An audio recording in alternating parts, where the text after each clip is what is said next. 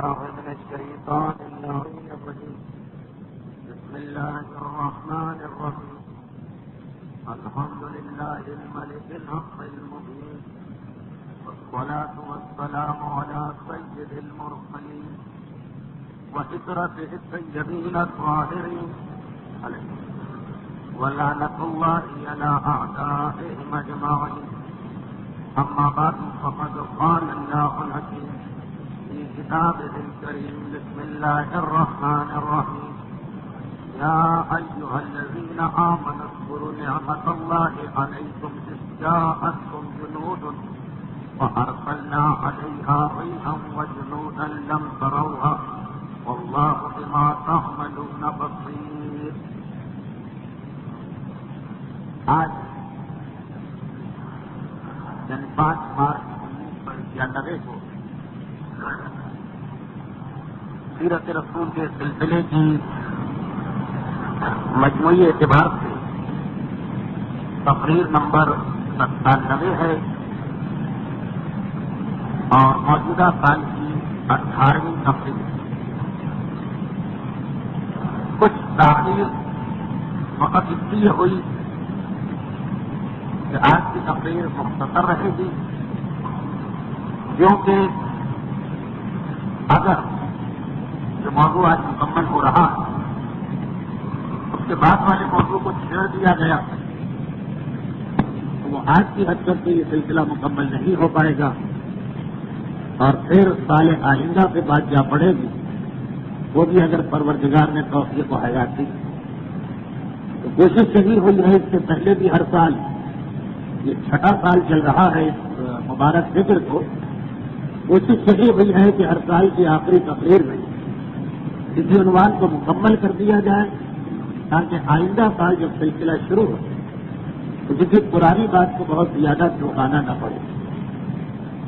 موضوع جنگ خندق تھا. اب یہ خود اپنی جگہ ایک مسئلہ کہ جنگ خندق کے فوراً بعد جنگ بنو قریظہ ہوئی، جو اسی جنگ خندق کے نتیجے میں ہوئی تھی، اور اسی بنو قریظہ کی جنگ کے بعد دو اہم ترین واقعات پیش آئے. جناب سعد ابن معاذ کی شہادت جو زخمی اسی میدان خندق کے ہیں، اور ابو لبابہ کی توبہ. تو صحیح معنوں میں تو خندق کا موضوع اس وقت مکمل کہلاتا جب یہ سارے واقعات بھی جو کسی جنگ کے نتیجے میں تاریخ میں آ رہے ہیں اس سال بیان ہو جاتے ہیں. لیکن اس کے لیے کیونکہ وقت نہ رہا، اس لیے فی الحال صرف خندق کے حالات مکمل ہونے تک بات ہوگی. سورہ احزاب کی 9ویں آیت آج کی تقریر کا عنوان بنی. یہ وہ آیت ہے جس میں پروردگار عالم جنگ خندق کے انجام اور نتیجے کو بتا رہا. یا ایھا الذین آمنوا اذکروا نعمت اللہ علیکم، اے ایمان لانے والوں اذکروا، یاد کرو نعمت اللہ کی وہ نعمت علیکم جو تم سے نازل کی گئی. اذ جاءتکم جنود، جب تم پر لشکروں پہ لشکر آئے.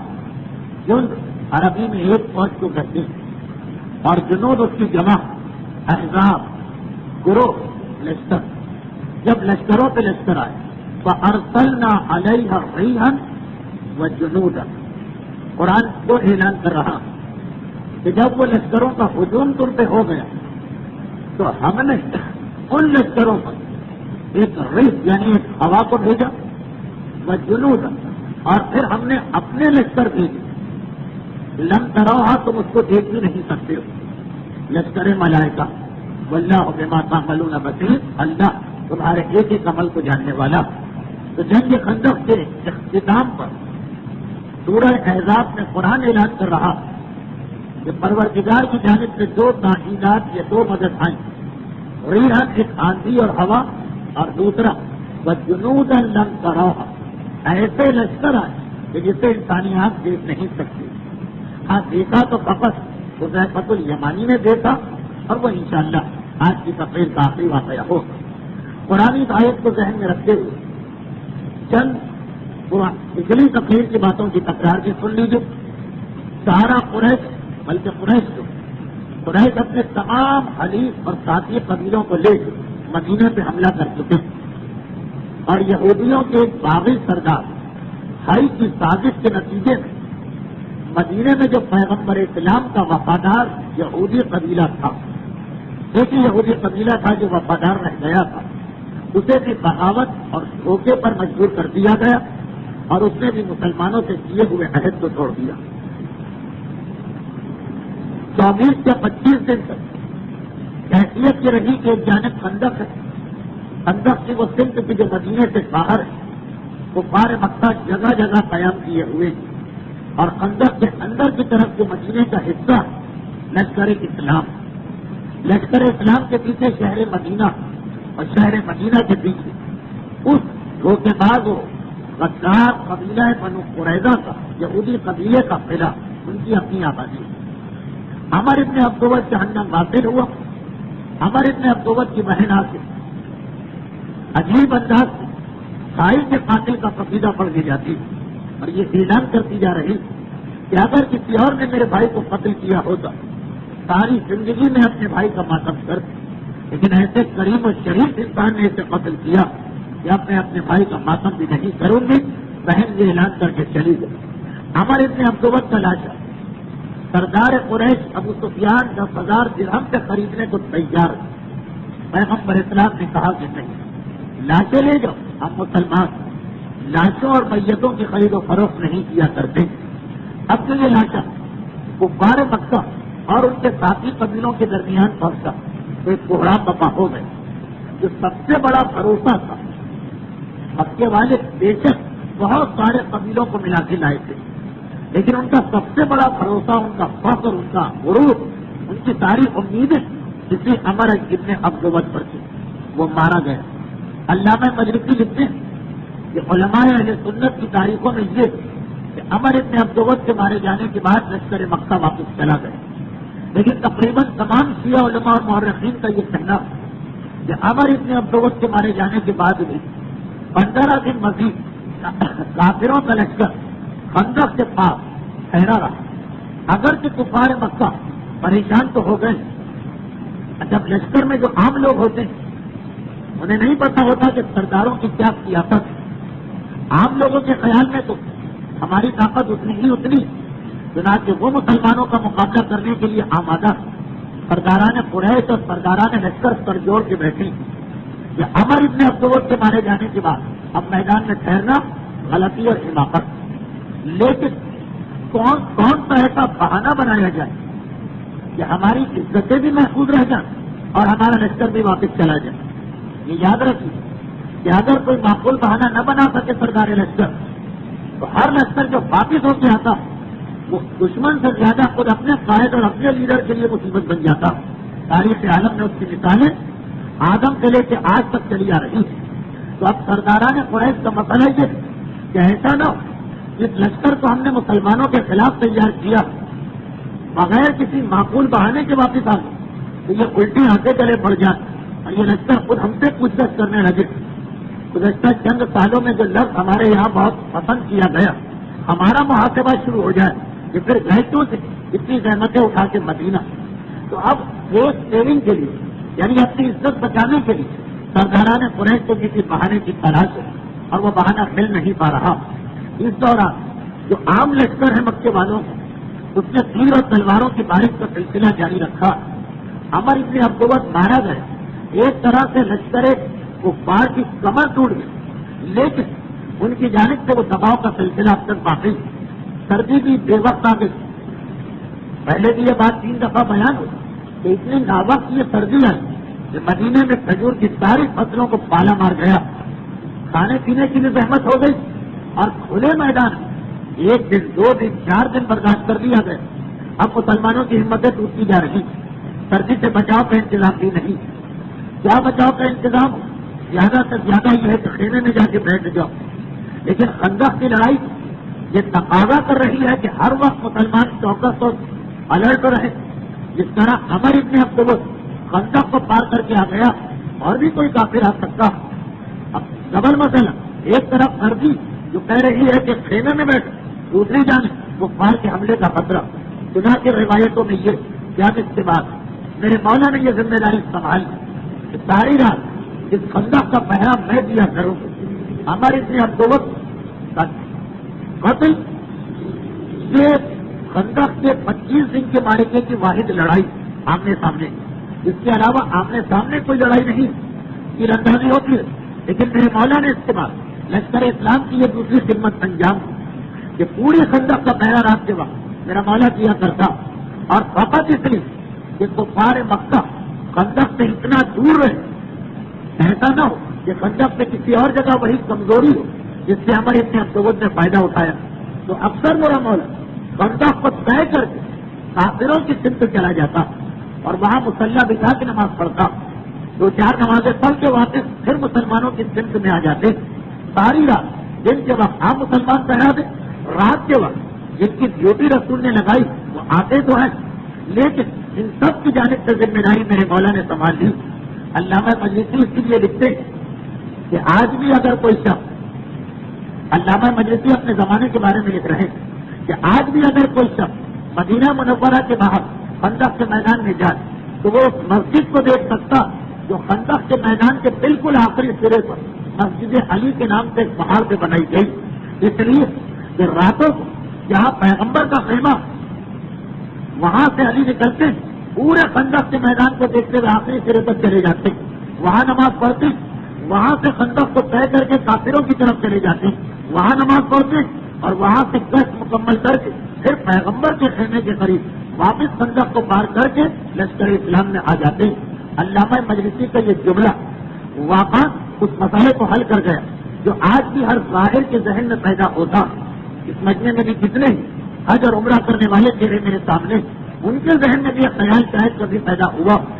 آج میدان خندق مدینے میں آ گیا، لیکن نقشہ یہی کہ جہاں پیغمبر کا خیمہ وہ میدان کے بالکل ایک طرف جگہ اور جہاں میرے مولا کی مسجد وہ میدان کے بالکل دوسری طرف، خاصے فاصلے کے اوپر وہ مقام جہاں علی کی مسجد. تو بعض اوقات حیرت ہوتی تھی جب تک کہ یہ تاریخ نہیں پڑھی کہ اتنا فاصلہ علی اور رسول کے خیموں کے بیچ میں کیوں آ گیا. ورنہ تاریخ اسلام کے کسی واقعے میں کہیں یہ نہیں ملتا کہ رسول الگ رہتے ہیں اور علی الگ رہتے، صرف ایک میدان ہے خندق. اس کی وجہ علامہ مجلسی لکھ رہے ہیں کہ علی کیونکہ راتوں کو پہرا دے رہے اس لیے رسول کی مسجد جہاں ہے وہ تو رسول کا خیمہ، علی کی مسجد جہاں یہ وہ جگہ ہے، وہ سرحد ہے، وہ حد ہے جہاں تک پہرا دیتے ہوئے ہر رات کو علی آتے اور یہاں سے خندق پار کر کے وہ سارے مکہ کے درمیان جاتے. اس طرح میرے مولا پہرے کا سلسلہ جاری. اب پیغمبر اسلام اس کے علاوہ باقی مسلمانوں کی ڈیوٹی تو لگائی کہ تمہیں خندق میں 8 دروازے بنائے گئے، 8 چوکیاں بنائی گئی، ہر جگہ تمہیں رات کو پہرا دینا. سردی کی شدت ہوتی، پیغمبر خود اپنے خیمے سے نکل کے آ جاتے صرف یہ دیکھنے کے لیے کہ مسلمان غافل تو نہیں ہوئے. اکثر پیغمبر اسلام یہاں گردش کیا کرتے. ایک شاید ایسا ہوا کہ کفار مکہ کے سپاہیوں کا اپنے سردار پہ دباؤ بہت بڑھ گیا کہ آخر اس طرح تو جنگیں نہیں جیتی جاتی، کچھ تو ہمیں اقدام کرنا چاہیے. تو جناب ام سلمہ کہہ رہی اس رات پیغمبر اسلام کے ساتھ خیمے میں میں تھے اور یہیں پر جناب ام سلمہ کا وہ جملہ جو پچھلی تقریر میں آ چکا کہ وہ فرماتی کہ جتنے غزووں میں نے حصہ لیا رسول کے ساتھ خندق جیسی سخت ترین لڑائی میں نے کوئی نہیں دیکھی. اب وہ یہ کہہ رہی کہ پیغمبر اسلام مصروف نماز اور میں خیمے میں سونے میں آرام کر رہی، یکے شور کی آواز بلند اور اس دن سردی بہت زیادہ تھی. دشمن بھی حملے کے لیے اسی قسم کے موسم کا انتظار کرتا کہ اندازہ یہ ہو کہ پہرے دار اور محافظ غافل ہوں. ایک شور سا بلند ہو، پیغمبر اسلام نے فوراً آواز یہ بشیر ابن عبادہ جو پیغمبر کے خیمے کے پہرے دار، دیکھ یہاں سے کیا ہوا. بشیر ابن عبادہ گئے، کافی دیر کے بعد واپس آئے. اللہ کے رسول آج ہم نے سردار مکہ کو سفیان کو دیکھا کہ تیر اندازوں کے گروہ قیادت کرتا ہوا خندق کے قریب آ گیا اور خندق کو پار کرنا چاہتے ہیں.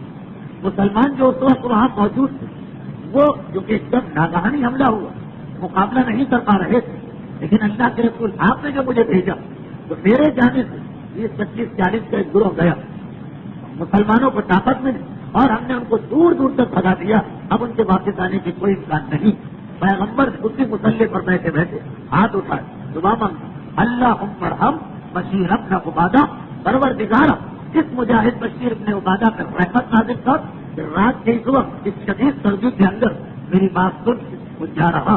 پیغمبر کا یہ جملہ اور دعا ضمنی طور پر ایک مسئلے کو حل کیے دے رہی، اور وہ ہے بھی تاریخوں میں اس کو بیان نہیں کرنا چاہتا تھا، بات سے بات میں صلاحی کو اشارہ کر دوں کہ اس سے یہ ظاہر ہو بھی رہا کہ اور بہت سارے میدان خندق میں ایسے مسلمان بھی ہوں گے کہ پیغمبر نے ان کو کسی خدمت سے بھیجا ہوگا، یا بہانہ بنا کے ٹل گئے ہوں گے، یا جواب نہ دیا ہوگا، یا بڑے سوتے رہے ہوں گے اس جملے سے کہ جو شخص پیغمبر کی آواز سن کے چلا گئے اس کے لیے پیغمبر دعا مانگ رہے ہیں، پروردگار اللہم ارحم، اس سے اپنی رحمت نازل فرما۔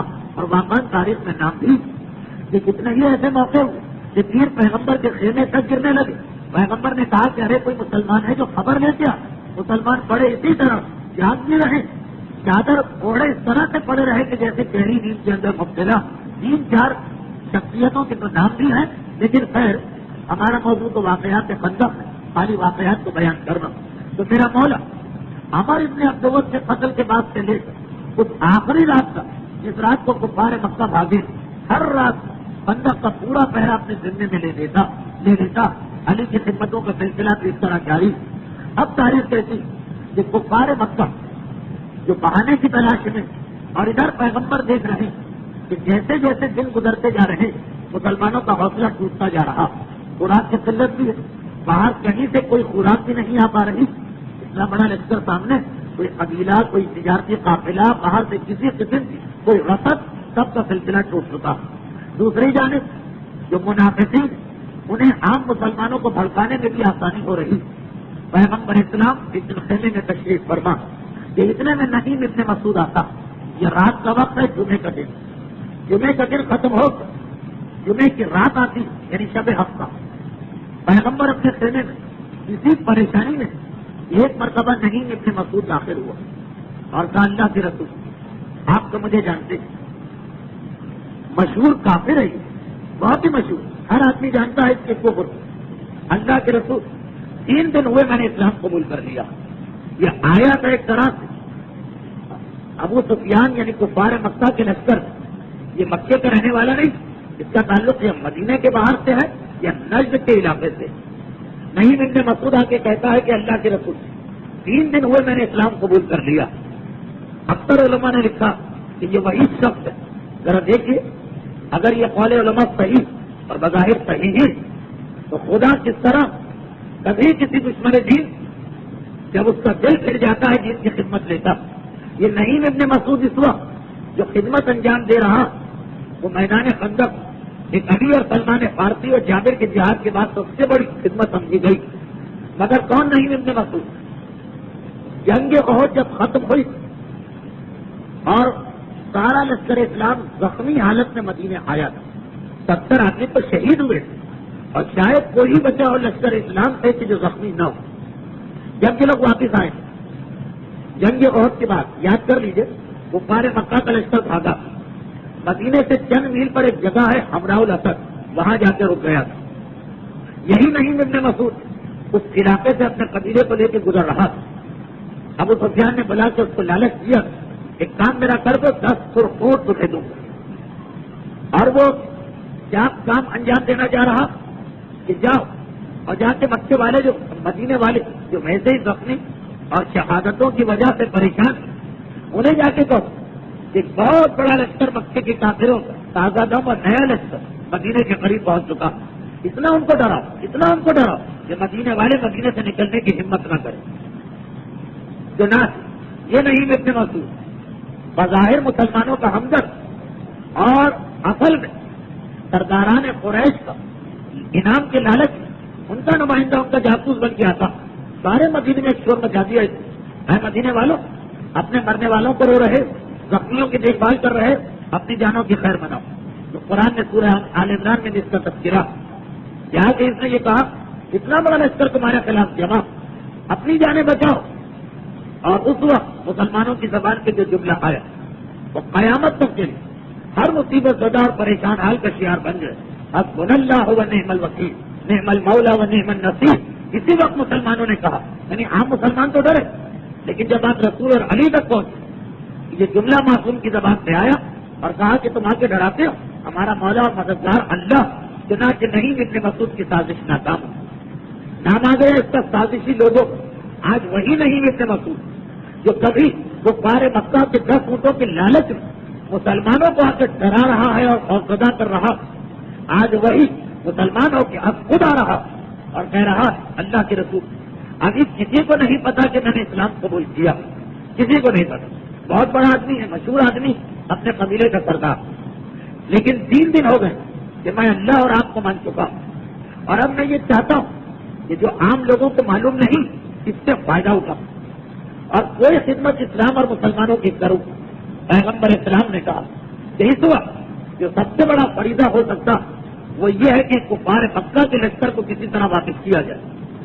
ایک اہم بات یاد رکھنا، پیغمبر اسلام جمعے کے دن یہ بات کہہ رہے ہیں، ہفتہ اور اتوار 2 دن گزریں گے، پیر منگل اور بدھ کو پیغمبر اسلام خصوصی دعا مانگتے ہیں بارگاہ الہی، مگر اللہ کے رسول اصل میں اللہ ہی پہ بھروسہ کر رہا، ساتھ ساتھ نہیں ابن مسعود سے کہہ رہا کہ سب سے بڑی خدمت جو اس وقت مسلمانوں کی ہو سکتی کفار مکہ کو واپس کرو۔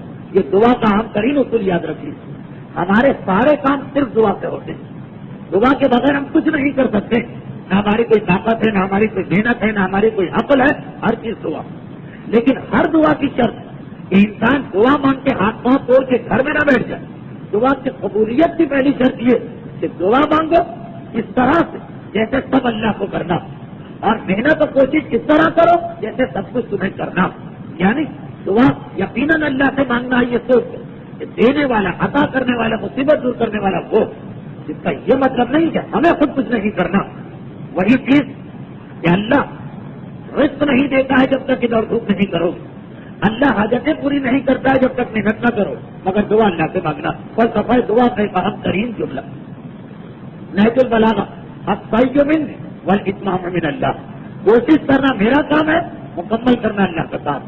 پیغمبر یہ فلسفہ بتا رہے ہیں کہ سارے غزوے اور جہاد دعاؤں سے نہیں جیتے گئے، دعا سب سے ہے، اول سے آخر تک دعا، لیکن ساتھ ساتھ جتنے بھی طریقے ہوتے ہیں جنگ جیتنے کے جائز طریقے سب کو استعمال کیا جا رہا ہے، نہیں ابن مسعود تو سارے مکہ کو واپس کر دو، بس یہی سب سے بڑی خدمت اس وقت ہو سکتی ہے۔ اللہ کے رسول میں جا رہا ایک چیز میرے ذہن میں آئی، ایک منصوبہ میرے ذہن میں آیا، پیغمبر کو نہیں بتایا کہ کیا منصوبہ، سنا یہ نکلا، لشکر اسلام سے نکلا، رات ہو چکی ہے، اندھیرا چاہ چکا ہے، نہ کسی نے اسے آتے دیکھا نہ جاتے دیکھا، چنانچہ یہ نکل کے کہاں گیا، سیدھا بنو قریظہ کے قلعے میں، وہ یہودی قبیلہ جس نے سب سے زیادہ بے وفائی اور غداری کا ثبوت دیا وہاں پہنچا۔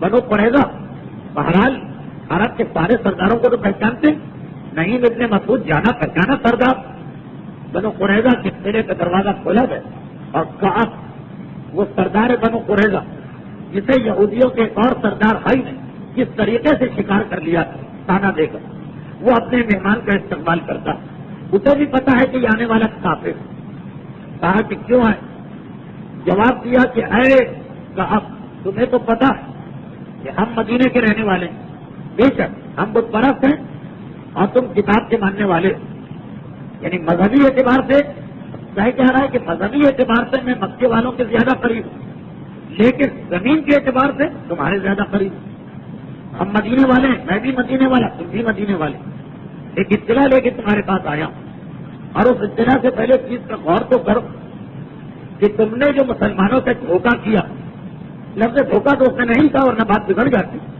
تم نے جو مسلمانوں کا ساتھ چھوڑ دیا، ایک بات بتاؤ تم کس کے کہنے میں آ گئے؟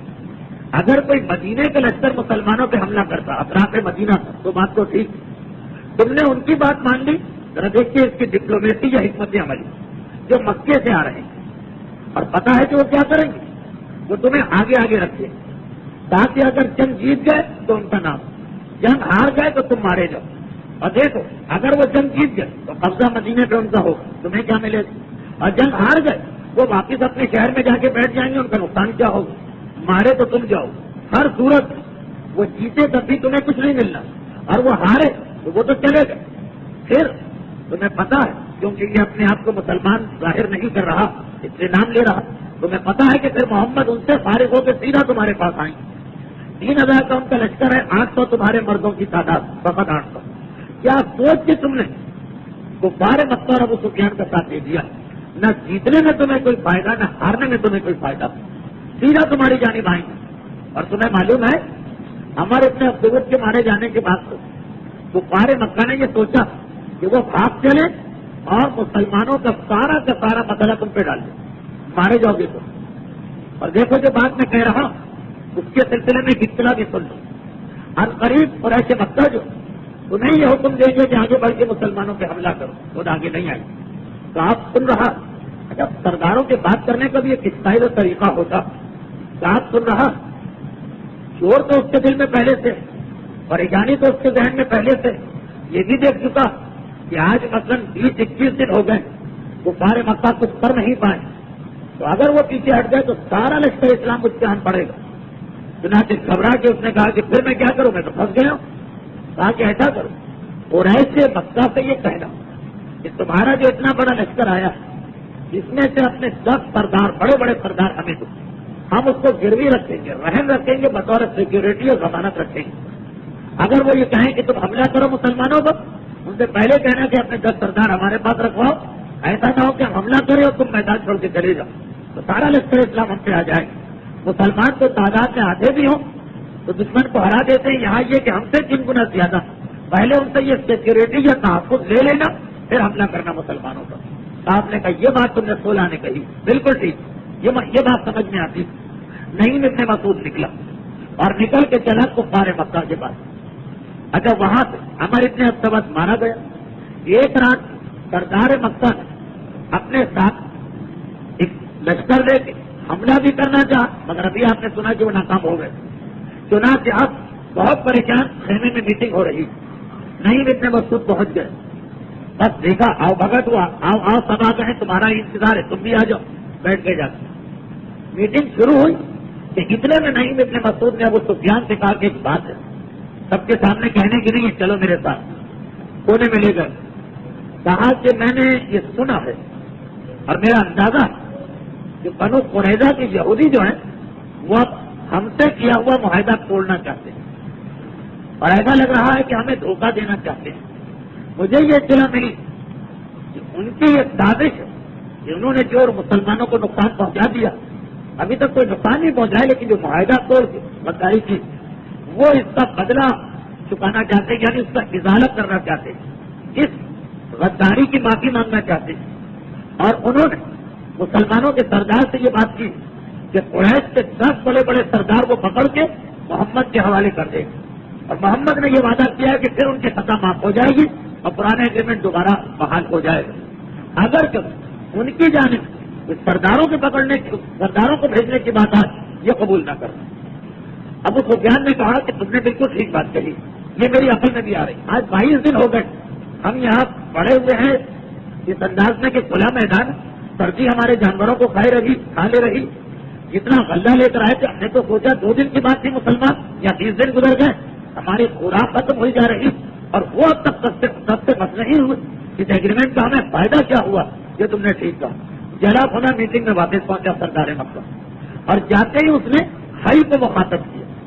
ہائی یہ وہ یہودی سردار جس نے یہ سارے فتنے کو بڑھایا، یہ سیدھا گیا تھا مکے والے اتنے جلدی مدینے پہ حملہ کرنے کو تیار نہیں تھے. اسی نے جا کے کہا تھا کہ میں سارے عرب کو جمع کرتا ہوں اور ہمارے یہودی بھائی بھی تمہارا ساتھ دیں گے. اب جب وہ سفیان سیدھا میٹنگ میں گیا اور ہائی کو مخاطب کیا، کہا کہ ایک بات تو بتاؤ، وہ 20 دن ہو گئے، وہ کہاں ہے تمہارے یہودی بھائی؟ اب تک انہوں نے ہماری کوئی مدد نہیں کی. اب آج سے بہتر وقت کیا ہوگا کہ وہ ہماری مدد کریں. ہم تو خندق کے پاس، وہ تو مدینہ شہر کے ساتھ رہ رہے ہیں، وہ پیچھے سے حملہ کریں، مسلمان اس طرف توجہ دیں، پھر ہم آسانی سے خندق پار کر سکتے ہیں. جاؤ اور جلدی سے جا کے ان کو تیار و آمادہ کرو. بھائی ابن اختر نے کہا کہ اے سردار اتنا غصے کی کیا ضرورت؟ بالکل ٹھیک، اب تو وہ وقت آ گیا، میں جا کے ابھی ان سے بات کرتا ہوں. چنانچہ وہ چلا. یہ ساری گفتگو ہو رہی ہے شب ہفتہ، جمعے کا دن ختم ہوا، رات آئی. نہیں ابن مسعود رسول کے پاس آئے، یہاں سے یہودیوں کے پاس گئے، وہاں سے واپس کفار مکہ کے پاس آئے. اور اس کی بات کی وجہ ابو سفیان نے ہائی کو تانا دیا کہ کہاں ہے تمہارے یہودی، اور وہ ہائی ابن اختر چلا. پہنچا بنو قریظہ کے سردار صاحب کے پاس اور جانے کے بعد کہا کہ اے صاحب اب تیار ہو جاؤ، اپنے آپ کو نوجوانوں کو تیار کرو اور کل صبح ہی مسلمانوں پہ حملہ کرنا. تو آپ نے کہا کہ ہے تم کیا کہہ رہے تمہیں پتا نہیں کل ہفتے کا دن ہم یہودی بھلا ہفتے کے دن کوئی کام کرتے ہیں؟ ہمارے بزرگوں نے جو ہفتے کے دن کاروبار کر کے خدا کی بارگاہ سے سزا پائی اور وہ سب بندر بن گئے تم آ کے یہ کہہ رہے. بھائی نے کہا اچھا چلو ہفتہ نہ صحیح تو اتوار صحیح. کہا کہ نہیں ہمیں مسلمانوں پہ حملہ کرنا ہی نہیں. ان کی اتنی بڑی طاقت ہے ہم مار کھا جائیں. پہلے سردار مکہ سے کہو کہ وہ اپنے 10 سردار یہاں بھیجوا. جب یہ 10 سردار آئیں گے پھر ہم مسلمانوں پہ حملہ کریں گے. ایسا نہ ہو کہ ادھر ہم نے حملہ کیا اور پتا چلے کہ ادھر وہ اپنے پورے لشکر کو لے کے واپس مکہ چلا جائے. ہم تو پس کے رہ جائیں گے دب کے رہ جائیں گے مر کے رہ جائیں گے. اپنے 10 سردار رکھوائے تاکہ ہمیں یقین آ جائے کہ وہ ہمیں میدان سے چھوڑ کے نہیں بھاگے. جس وقت بنو قریظہ کے سردار نے یہ بات کہی تو بھائی نے اس سے کہا کہ کیا کہہ رہے تم تو جو غلطی کر چکے ہو. اب اس نے کہا اس سے بڑی غلطی کرنے جا رہے مسلمانوں کو اپنا دشمن بنا ہی چکے ہو اب قریش کو بھی اپنا دشمن بنا رہے. یہ تمہاری کیا پالیسی ہے کہ نہ محمد تمہارے ساتھ رہے نہ قریش تمہارے ساتھ رہے. اس نے کہا بنو قریظہ کے سردار کیا ہے بھائی تم پہلے بھی مجھے ایک دفعہ دھوکہ دے چکے ہو. اب میں مزید تمہاری کوئی بات سننے کو تیار نہیں. جو میری عقل میں آئے گا میں کروں. تم یہاں سے جاؤ تمہارے لیے کیا مسئلہ. ہم قریش مکہ کے ساتھ جگتے پھانتے پھر رہے مصیبت تو ہماری مسلمانوں کے پڑوس میں رہ رہے ذرا کچھ ہوا تو سارا لشکر ادھر آ جائے. بہرحال کافی چالاک و ہوشیار تو ہے بزرگ سردار ہے. انہیں کی کسی کی بیٹی جناب صفیہ جو بہرحال بعد میں رسول سے شادی ہوتی ہے ہم سب کی ماں قرار پاتے تو خیر بھائی نے کہا کہ جو ہو گیا تو ہو گیا لیکن اب تم کیا سمجھ رہے اگر قریش کو واپس کر دیا تو کیا مسلمان تمہاری خطا معاف کریں گے. یاد رکھو میں جانتا ہوں اس رسول کو یہ ہر خطا معاف کر دیتا مگر دغا بازی غداری اور دھوکے بازی کو معاف نہیں کرتا. یاد رکھو ہمارے پاس تمہارا اثر بہت برا ہوگا. آپ کوئی بات نہیں ہم ہر چیز کے لیے تیار ہیں لیکن اس انجام کے لیے تیار نہیں ہے کہ قریش ہمیں دھوکہ دے کے بھاگ جائیں جب تک کہ ان کے 10 سردار واپس نہ آئیں. بھائی مجبور ہو کے واپس آ گیا کیا کیا جائے. مذاکرات میں گنجائش تھی. کہا کہ ہے ابو سفیان دیکھیے ہائی کو معلوم نہیں تھا کہ 10 سرداروں کی بات کو بیچ میں ڈال چکا ورنہ وہ یہ جملہ زبان پر ہی نہیں لاتا اسے تو پتہ ہی نہیں. کہا کہ ہے ابو سفیان وہ صاحب اس وقت ذرا ضد میں آ گیا اور وہ یہ چاہتا کہ پہلے قریش کی کچھ مہمان نوازی کرے کچھ بڑے بڑے سرداروں کو دعوت دے انہیں کھانا کھلائے اپنے دسترخوان پر اس کے بعد وہ آگے بڑھ کے حملہ کرے. تو کتنا ہی اچھا اتنا ہم اپنے میں سے 10 بڑے بڑے سرداروں کو لے کے جائیں. اگر یہ تو بات کو بہت بنا کے پیش کر رہا لیکن نہیں اتنے مسعود جو جملہ کہہ چکے تو فوراً ابو سفیان کو یاد آ گئے. اچھا یہ 10 آدمیوں کی بات ہے کہ وہی فگر آ رہا وہی عدد آ رہا وہی اپنے قبیلے میں بلایا جا رہا. اچھا 10 سردار بلائے جا رہے ہیں فوراً سمجھ گئے. نہیں ابن مسعود نے صحیح کہا صحیح خبر دی تھی اس آدمی نے حاصل کہ ہمیں گھیرا جا رہا اور ہمیں قیدی بنایا جا رہا. مسلمان تو ہیں ہمارے خلاف 10 سردار عام آدمی بھی نہیں 10 سردار مارے جائیں گے یہ تو نہیں ہو سکتا. اتنے اب تک تم ذرا بیٹھو میں اپنے ساتھیوں سے مشورہ کر کے آتا. مشورہ نہیں اپنے ساتھیوں سے کہا کہ یہ تو خود بھی یہودی ہے وہ بھی یہودی ان کی باتوں کا بھروسہ نہیں. ہم میں سے کوئی آدمی جا کے ڈائریکٹ بنو قریظہ سے بات کر. اب قریش مکہ کا ایک ڈیلیگیشن یا وفد گیا وہاں پہنچا تو ابن اب تک تو پھر بھی مہمان نوازی کی اور دعوت کی اور دسترخوان کی بات کر رہا. صاحب جو تھا اس نے جب یہ منظر دیکھا کہ بجائے سے کہ 10 سردار آئے ڈیلیگیشن آ رہا اور وہ پھر وہی بات دوہرا رہے ہیں کہ آگے بڑھ کے حملہ کر. اس نے بھی کہا وہ نہیں ابن مسعود صحیح کہتا کہ اگر یہ قریش دھوکہ نہیں دینا چاہتے تو یہ اتنے سارے وقت پہ وقت آئے چلے جا رہے ہیں حملہ کرو حملہ کرو حملہ کرو. وہ سردار جو نہیں بھجوائے جا رہے ہیں یقیناً اس کی بات سچی تھی کہ ہمیں دھوکہ دے رہے ہیں. چنانچہ اب اس نے بالکل اسٹریٹ فارورڈ کھلا ہوا جواب وہ تو خیر پہلے بھی اس نے دیا بھائی نے اس کو دبا دیا. کہا کہ جا کے کہتے نا اپنے سردار کو کیا ہم ایسے بے وقوف نہیں ہے کہ تمہاری بات میں آ جائے. پہلے تم اپنے 10 سردار ہمارے پاس گروی رکھو وہ دعوت ختم وہ دسترخوان ختم 10 سردار گروی رکھو پھر ہم جا کے مسلمانوں پہ حملہ کریں. قریش کے وقت نے جا کے سیدھی سادھی بات بتا دی کہ ابو سفیان دعوت کی تو وہاں کوئی بات ہی نہیں وہاں تو قید ہونے اور گروی اور سیکورٹی اور ضمانت کی بات ہو رہی. اسے بھی غصہ ہے. اس نے کہا کہ ہمیں ان بندروں اور سوروں کی کوئی ضرورت نہیں ہم خود جو کچھ کرنا ہے جو کچھ بھی حملہ کرنا ہے خود ہی کریں گے. جو نہیں ابن مسعود تھے اور اگر آپ غور کریں تو اس میں کوئی بات غلط بھی نہیں. یہ یہودی اپنی جگہ ویسے ڈر رہے تھے اور لشکر مکہ کا بھی یہی ارادہ، یہودی پہلے حملہ کرے، بعد میں حالات دیکھ کے ہم بھی جنگ میں کودیں گے، جیتیں گے، یہودی جیت رہے ہوں گے تو ہم بھی آ جائیں گے، ہار رہے ہوں گے پیچھے ہٹ جائیں گے۔ یہ نعیم ابن مسعود نے اس طرح کوئی غلط بات بھی نہیں کی، بس اندازہ لگایا دونوں کی فطرت کا اور ان کے درمیان اتحاد کو توڑوا دیا۔ جنگیں جیتنے کا ایک طریقہ یہ بھی ہوتا، صحیح لیڈرشپ اور صحیح پالیسی یہی، اتحادیوں کے درمیان آپس میں اختلاف پیدا کرو، جو لیڈر اس میں کامیاب ہو گیا وہ جیت جاتا، اور جو ناکام ہو گیا اس کا لشکر خود اس کے گلے پڑ جاتا۔ یہاں بھی یہی صورتحال بن رہی جنگ خندق میں، اتحادیوں کے درمیان تو یہ معاہدہ ٹوٹ گیا، دونوں نے کہا ہمیں ایک دوسرے بنو قریظہ نے کہا کہ ہم اتنے بے وقوف اور بدھو نہیں کہ ان بت پرستوں کی بات میں آ جائے۔ ابو سفیان نے کہا ہمیں بندر اور سوروں کی ضرورت ہی نہیں ہے، ہم جو کچھ بھی ہمیں فیصلہ کرنا ہے خود فیصلہ کریں گے۔ اور فیصلہ کیا کرنا، ایک بہانہ چاہیے تھا اسے اپنے لشکر کو مطمئن کرنے کے لیے، ایک بہانہ اس کو مل گیا، اور بہانہ یہی ملا کہ دیکھو ہم جو یہاں آئے تھے تو ان لوگوں نے مدد کا وعدہ کیا، مدد تو درکنار، یہ الٹا ہمارے دشمن سے مل گئے اور ہمارے 10 سرداروں کو گرفتار کرنا چاہ رہے ہیں۔ العوام کالانعام عربی کی مثال بھی ہے، بعد نے کہا کہ حدیث رسول بھی، یہ عوام کی مثال، پبلک کی مثال جانوروں جیسی، جو لیڈر ان کے ذہن کے مطابق بات ان کے دل میں ڈال دے۔ بس اگر اتنا سمجھنا چاہیے کہ عوام کا مزاج کیا، بس لوگ بھی اسی بات پہ یقین کر لیتے۔ کفار مکہ کے سردار نے اپنے لشکر کو سمجھایا کہ دیکھو یہ ہمارا مسئلہ ہو گیا، اب ہم کیسے ٹھہرے میدان میں، ایک نہیں بلکہ 2 دشمن ہمارے ہو گئے۔ کہ لشکر ویسے ہی بہت پریشان تھا، بھوک، یہاں بھی بھوک آ چکی، اتنے دن کا پروگرام بنا کے تو نہیں آئے، جانور مر رہے ہیں، سردی ہو رہی، ان کے لیے بھی اتنا بڑا مسئلہ تھا۔ اب یہ کفار کے ذہن میں یہ بات کچھ بیٹھی، لیکن پھر بھی ابھی تک ایسی بات نہیں ہے جس سے یہ میدان سے ہٹ کے واپس چلے جائے۔ اب ان کو ایک بہانہ اور چاہیے، سارا مسئلہ عمر ابن عبدود کا مارا جانا، لیکن بہانہ کوئی بنانا چاہتے، ایک یہ بہانہ مل گیا، اور ایک بہانہ اور چاہیے۔ ابھی بھی جو بہانہ بنایا وہ کوئی بہت اچھا بہانہ نہیں، 800 آدمیوں کی وجہ سے 10,000 کا لشکر کہے کہ ہم واپس جا رہے ہیں، سب کی سمجھ میں کوئی بات نہیں آئی، اسی لیے ابھی اس کو کوئی ایسا بہانہ چاہیے جو سب کی سمجھ میں آ جائے۔ اور ذہن میں رکھیے، عرب وہم پرست بہت ہوتے ہیں، توہم بہت زیادہ ان میں توہم ہوتا۔ اب دیکھیے اصلی بہانہ کیا بن رہا، جس کے لیے خدا اس کو موقع دے، خدا موقع دے رہا کفار کو بہانہ بنانے کا۔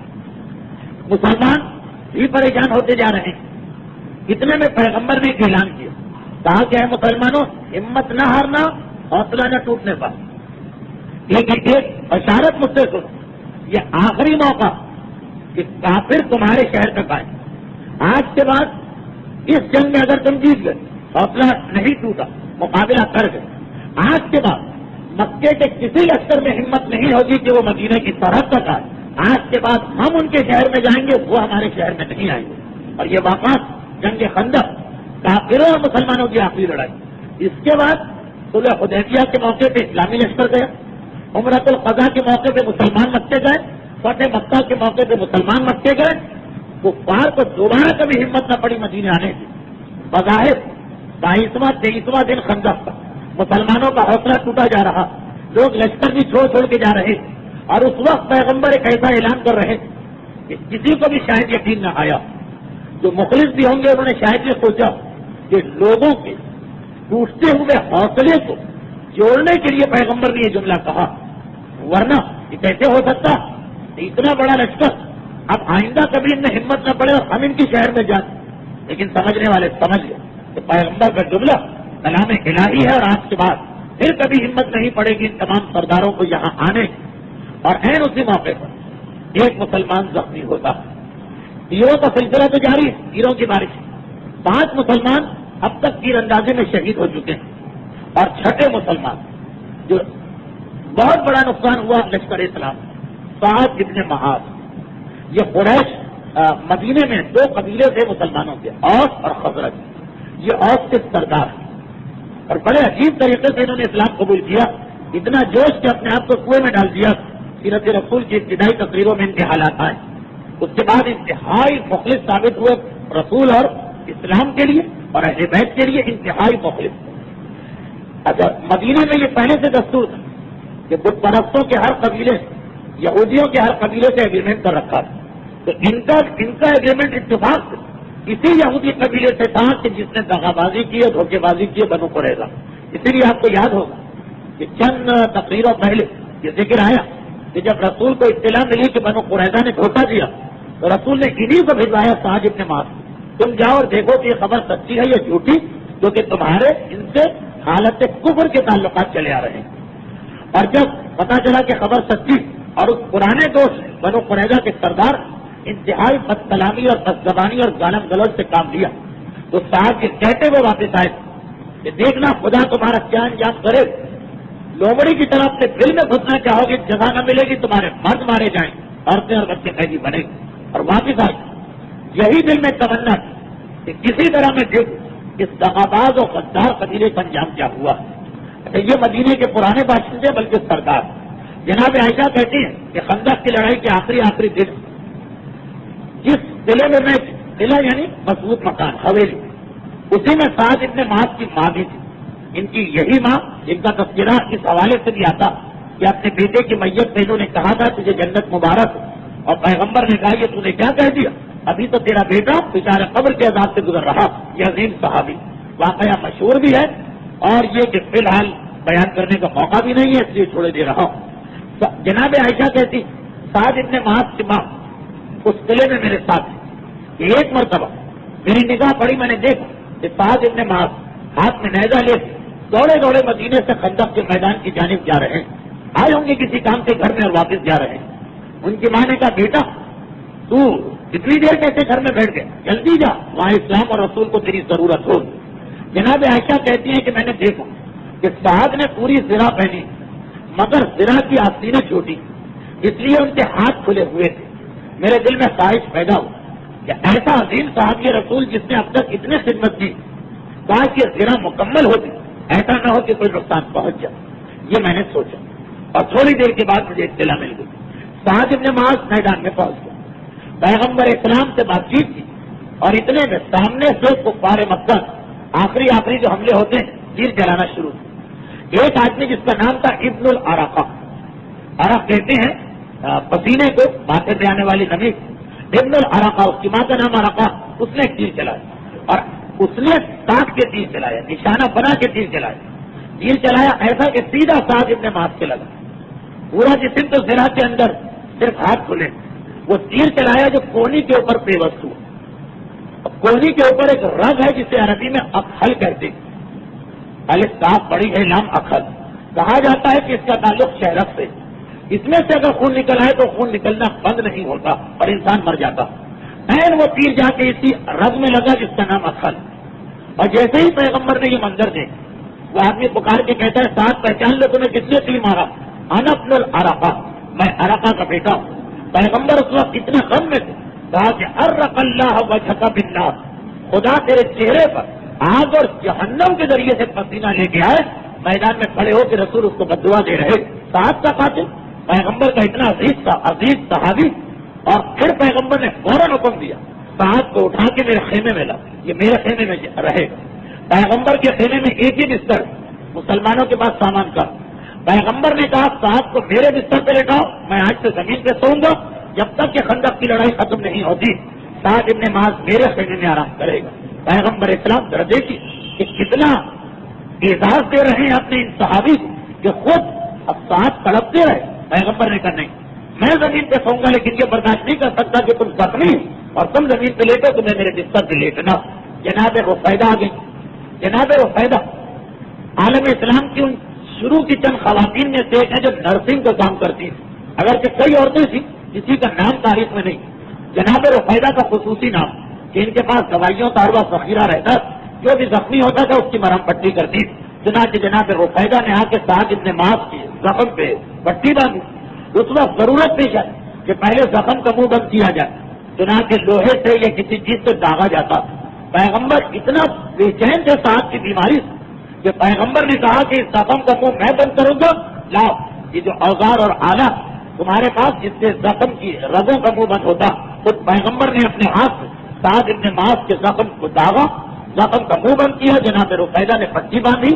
اب ایک جملہ بات کا ہے، ابھی سن لیجیے کیونکہ بات ختم ہو رہی، اور وہ یہ کہ جب خندق کی لڑائی اختتام کو پہنچ گئی، اس کے بعد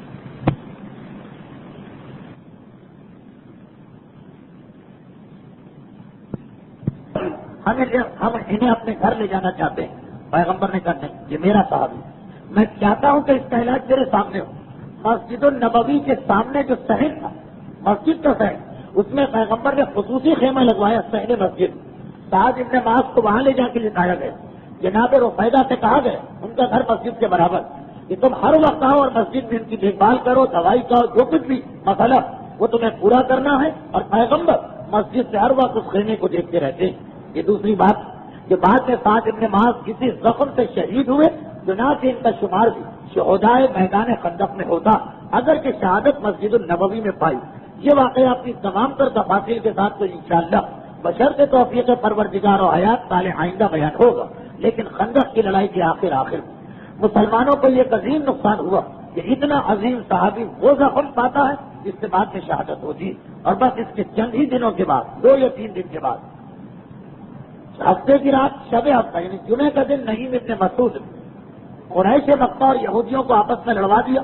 ہفتے کا دن اسی طرح گزرا، شاید کسی دن کسی موقع پہ 7 زخمی ہوئے. اتوار کا دن بھی اسی طرح گزرا. پیغمبر کو اطلاع تو مل گئی کہ نعیم ابن مسعود کا منصوبہ کامیاب ہوا، لیکن ابھی بھی کفار مکہ کی جگہ جمے ہوئے. چنانچہ پیغمبر اسلام دین، منگل اور بدھ 3 دن متواتر روزہ رکھا، حاجت کا روزہ. مجھے اسلام میں بعد میں یہ سنت قرار پائی کہ حاجت کے روزے شروع کرو پیر سے، منگل اور بدھ. تو جنگ خندق میں پہلا موقع پیغمبر نے اب پیر کا دن ساری مصروفیات کر بھی خیمے سے نکل گئے. اور خیمہ جس پہاڑی کے دامن میں تھا، پیغمبر کا خیمہ اس پہاڑی کے بالکل نیچے بنایا گیا تاکہ کسی طرف سے حملہ نہ ہو سکے. پیغمبر اس پہاڑی پہ تشریف لے گئے. پورا دن روزے کی حالت میں اور پوری رات پیغمبر عبادت کرتے رہے. اور وہ جو پیغمبر کی مشہور دعا کہ اللہم منزل الکتاب مبدع السحاب سریع الحساب محزم الاحزاب، اے پروردگار جو کتاب کا نازل کرنے والا، بادلوں کو برسانے والا، حساب جلدی لیتا اور گروہوں کو اور فوجوں کو تتر بتر کر دینے والا، بکھیر دینے والا، احزاب کی قوت کو توڑ دینے والا، یا فریق المستصرخین و یا غیاث المستغیثین. وہ پوری دعا پیغمبر کی کتابوں میں ہے. پوری رات پیغمبر روتے رہے اور یہ دعا مانگتے رہے. پیر کا دن ختم ہوا، منگل کو پھر پیغمبر نے روزہ رکھا، سارا دن اور ساری رات اسی دعا میں گزری. بدھ کا دن پھر روزہ رکھا اور عصر کے قریب پیغمبر پہاڑی سے اتر کے آئے. پیر کی صبح سے جو رسول پہاڑی پہ تشریف لے گئے تو عصر کی دوپہر کو پیغمبر اسلام پہاڑی سے اتر کے واپس خیمے میں آئے. یہ پہاڑی بھی اب تک ہے مدینے کے اندر، اور اس پر مسجد فتح کے نام سے ایک مسجد بھی بنی، کیونکہ پیغمبر نے یہاں فتح مسلمین کی دعا مانگی. اور جیسا میں تقریر کے شروع میں عرض کر چکا کہ جس پہاڑی کے بالکل سامنے پورا میدان خندق کراس کر کے جو مسجد ہے اس کا نام مسجد علی ہے. وہ بھی پہاڑی پر ہے، یہ مسجد بھی پہاڑی پر. یہاں 3 دن پیغمبر روزے کی حالت میں رہے اور 2 دن 2 راتیں پوری رات پیغمبر نے اعمال انجام دیے. تیسرے دن کی دوپہر پیغمبر پہاڑی سے اتر کے خیمے میں آتے ہیں اور کہتے ہیں کہ اے مسلمانوں، تمہیں مشتاق اور بشارت. ابھی جبرائیل میرے پاس آئے اور آنے کے بعد کہا کہ پروردگار نے یہ دعا قبول کی اور اس آیت کو نازل کیا جو آج کی تقریر کا سرنامہ تھا. یا ایھا الذین آمنوا اذکروا نعمت اللہ علیکم، اے مومنو اللہ کی اس نعمت کو یاد کرو. اذ جاءتکم جنود، جب تمہارے پاس بہت سارے لشکر آئے. وارسلنا علیہا ریحا وجنودا، تو تمہارے پروردگار نے بھی آسمانوں سے ایک آندھی کو بھیجا اور ایسے لشکروں کو بھیجا کہ لم تروہا، تم اس کو نہیں دیکھ پا رہے ہو. یہ آیت لے کے نازل ہوئے. بس آج کی رات بشارت کی رات ہے، آج کی رات فتح کی رات ہے، آج کی رات قبولیت دعا کی رات ہے. اس رات کا انتظار کرو. یہ شب جمعرات شروع ہو گئے. بدھ کا دن ختم ہوا، شب جمعرات. اور تاریخ کہتی کہ شب جمعرات جیسے ہی شروع، آہستہ آہستہ ہواؤں میں تیزی آنے لگی. بے موسم، بے موقع، بے محل کی ہوائیں چلنے لگی. آہستہ آہستہ ہواؤں میں تیزی آتی جا رہی. شیخ تبرسک ہمارے آٹھویں امام علی ابن موسیٰ رضا علیہ السلام کے حوالے سے یہ نقل فرما رہے ہیں کہ پروردگار نے آسمان اول کو کھولا اور ہوا کو حکم دیا کہ جاؤ اور میدان خندق کی وہ سمت کہ جہاں کفار مکہ ہے وہاں جاؤ اور وہاں چلو. اور آسمان دوم کو حکم دیا، آسمان کو کھولنے کے بعد کہ سنگریزوں کو برساؤ. اور آسمان دوم کو کھولا اور ملائکہ کو حکم دیا کہ جاؤ اور مسلمانوں کی مدد کرو. اور آسمان چہاروں کو کھولا اور حکم دیا کہ یہاں سے پتھروں کی بارش لشکر کفار پہ شروع ہو جائے. یہ 4 آسمان ایک دوسرے کے بعد کھولے گئے, ہوائیں, کنکر, ملائکہ کا لشکر, بڑے بڑے پتھر. تھوڑی تھوڑی دیر کے بعد یہ 4 عذاب آ رہے ہیں. تو تاریخ کہتی ہے کہ ہوائیں چلنے لگی. جس طرف مسلمان ہیں یہاں بھی ہوائیں محسوس ہو رہی, لیکن یہاں اتنی ہوا نہیں. اسی لیے آج تک مورخین حیران, یہ کیسی آندھی, ایک خندق ادھر آندھی نہیں آ رہی اور ادھر اتنی زبردست آندھی آ رہی جو ابھی آپ تفصیل سنیں گے. ہاں, اسلام مسلمانوں کی صنف میں سردی ہے اور بڑی شدید سردی, اور اتنا محسوس ہونے لگا کہ خندق کے دوسری طرف کافروں کے لشکر میں ایک کوہرام بپا ہو گیا. ایک مرتبہ آثار نظر آ رہے ہیں لوگوں کے بھاگنے کے, چیخنے کے, چلانے کے, لیکن اتنی شدید سردی کہ کسی مسلمان کی ہمت ہی نہیں ہو رہی کہ اٹھ کے خندق کے قریب آ کے تو دیکھے کہ وہاں کیا ہو رہا. اتنی شدید سردی کہ باوجود یہ کہ نظر آ رہا کہ کچھ نہ کچھ کفار مکہ کو پریشانی ہو گئی, لشکر بھاگا جا رہا, بے چین ہوا جا رہا, آوازیں آ رہی, کسی میں ہمت نہیں.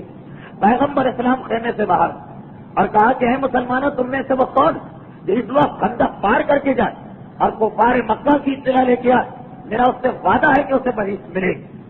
اور معصوم کا جملہ بھی کہ دیکھو بحیث کتنی بڑی نعمت ہے مومن کے لیے. پیغمبر بحیث دے رہے ہیں, سب مسلمان خاموش.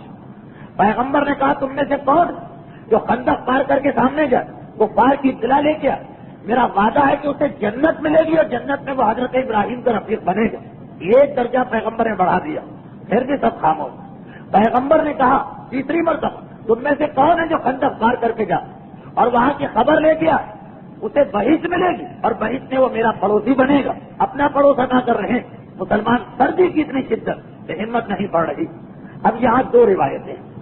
ایک روایت یہ ہے کہ تیسری آواز کے بعد حذیفہ الیمانی کھڑے ہوئے, لبیک یا رسول اللہ. اور ایک روایت یہ کہ نہیں, حذیفہ الیمانی بھی خاموش. خود رسول نے آخر کہا اے حذیفہ الیمانی تم کیوں خاموش ہو؟ وہ کھڑے ہوئے, اللہ کے رسول میں بول رہا مگر اتنی شدید بھوک اور سردی کہ میری آواز نہیں نکل پا رہی. حالت کا اندازہ کریں, جب خندق کی لڑائی شروع ہوئی 25 دن پہلے, اس وقت مسلمان اتنے فاقے میں تھے کہ پیٹ پہ پتھر باندھے. 25 دن میں تو حالت اتنی زیادہ بگڑ گئی ہوگی. بول رہا ہوں, حذیفہ کہہ رہے ہیں آواز نہیں آ رہی. پیغمبر نے کہا کہ ہے حذیفہ جاؤ تم, اور جانے کے بعد کفار کی اطلاع لے کے آؤ. حذیفہ تیار ہوئے, چلے. اب کہہ رہے ہیں کہ سردی اتنی شدید کہ میں خود حیران ہوں کہ میں ہمت کر کے حکم رسول سے نکل تو آیا, جاؤں گا کیسے, لیکن خیر حکم رسول. پیغمبر نے ہاتھ اٹھائے, اللہم احفظہ من بین یدیہ ومن خلفہ وعن یمینہ وعن شمالہ ومن فوقہ ومن تحتہ. پروردگارہ اس کی حفاظت فرما, سامنے کی جانب سے بھی, عقب کی جانب سے بھی, سیدھے ہاتھ کی طرف سے بھی, الٹے ہاتھ کی طرف سے بھی, اوپر کی طرف سے بھی اور زمینی بلاؤں کی طرف سے بھی. پیغمبر کی دعائیں اور حذیفہ آگے بڑھے. بڑی شدید سردی, لیکن کہہ رہے ہیں کہ ادھر میں خندق میں اترا اور ایسا لگا کہ لطف آ گیا, مزہ آ گیا. ایسی تو گرم ہوا مجھ سے گھیرے میں لے رہی جیسے میں کسی گرم حمام سے گزر رہا. آج کل کی اصطلاح میں کہا جائے جیسے کسی ہیٹر والے کمرے میں آ گئے. اتنے مزے سے کہ وہ سارا سردی کا احساس ختم. جب سردی کا احساس ختم, ایک مرتبہ چستی آ گئی, ہوشیاری آ گئی, توجہ آ گئی. اور یہ جو اس وقت آپ نے جملہ سنا, یہ پورے اسلام کا خلاصہ, پورے اسلام کا خلاصہ یہ ایک جملہ ہے جو ابھی آپ نے سنا. کہ جس وقت شروع میں کوئی آدمی اسلام کے واجبات اور احکامات پہ عمل کرنے جاتا, بڑی رحمت لگتی, بڑی پریشانی محسوس ہوتی, ہمت ٹوٹنے لگتی, دل جو ہے وہ مرنے لگتا, حوصلہ انسان کا پست ہونے لگتا. شروع میں داڑھی رکھی, بڑی زحمت. شروع میں پردہ کیا, بڑی زحمت. شروع میں حرام رزق سے بچے, بڑی زحمت. شروع میں پابند نماز پڑھنے, بڑی زحمت. شروع میں مالی واجبات کو ادا کیا, ہر طرف سے تانے اور سب کچھ. وہی حذیفہ کا واقعہ اسلام کا خلاصہ. ایک مرتبہ ہمت کر کے اس راستے پہ چلے جاؤ, پیغمبر بھی ہاتھ اٹھا کے دعا دیں گے کہ پروردگارہ میری سنت اور اس تیری شریعت پر چلنے والے کو ہر سمت سے بچا. اور پھر وہی جو حذیفہ نے کہا چند قدم چل کے تو مزہ آنے لگا. ایسا لگا کہ جیسے میرے آرام اور آسائش کے لیے گرمی کو بھیجا جا رہا. تو یہی ہوگا ہمیشہ. ابتدائی چند قدم حذیفہ کی طرح سے بڑے مشکل ہوں گے. ایک مرتبہ حوصلہ کر کے چل پڑیے راہ اسلام پر, شریعت اسلام پر, صراط مستقیم پر. اللہ کی تائید و مدد بھی آئے گی. اللہ کی جانب سے ہر زحمت کا حل ملائکہ لے کے آئیں گے, جیسے حذیفہ گواہی دے رہے ہیں.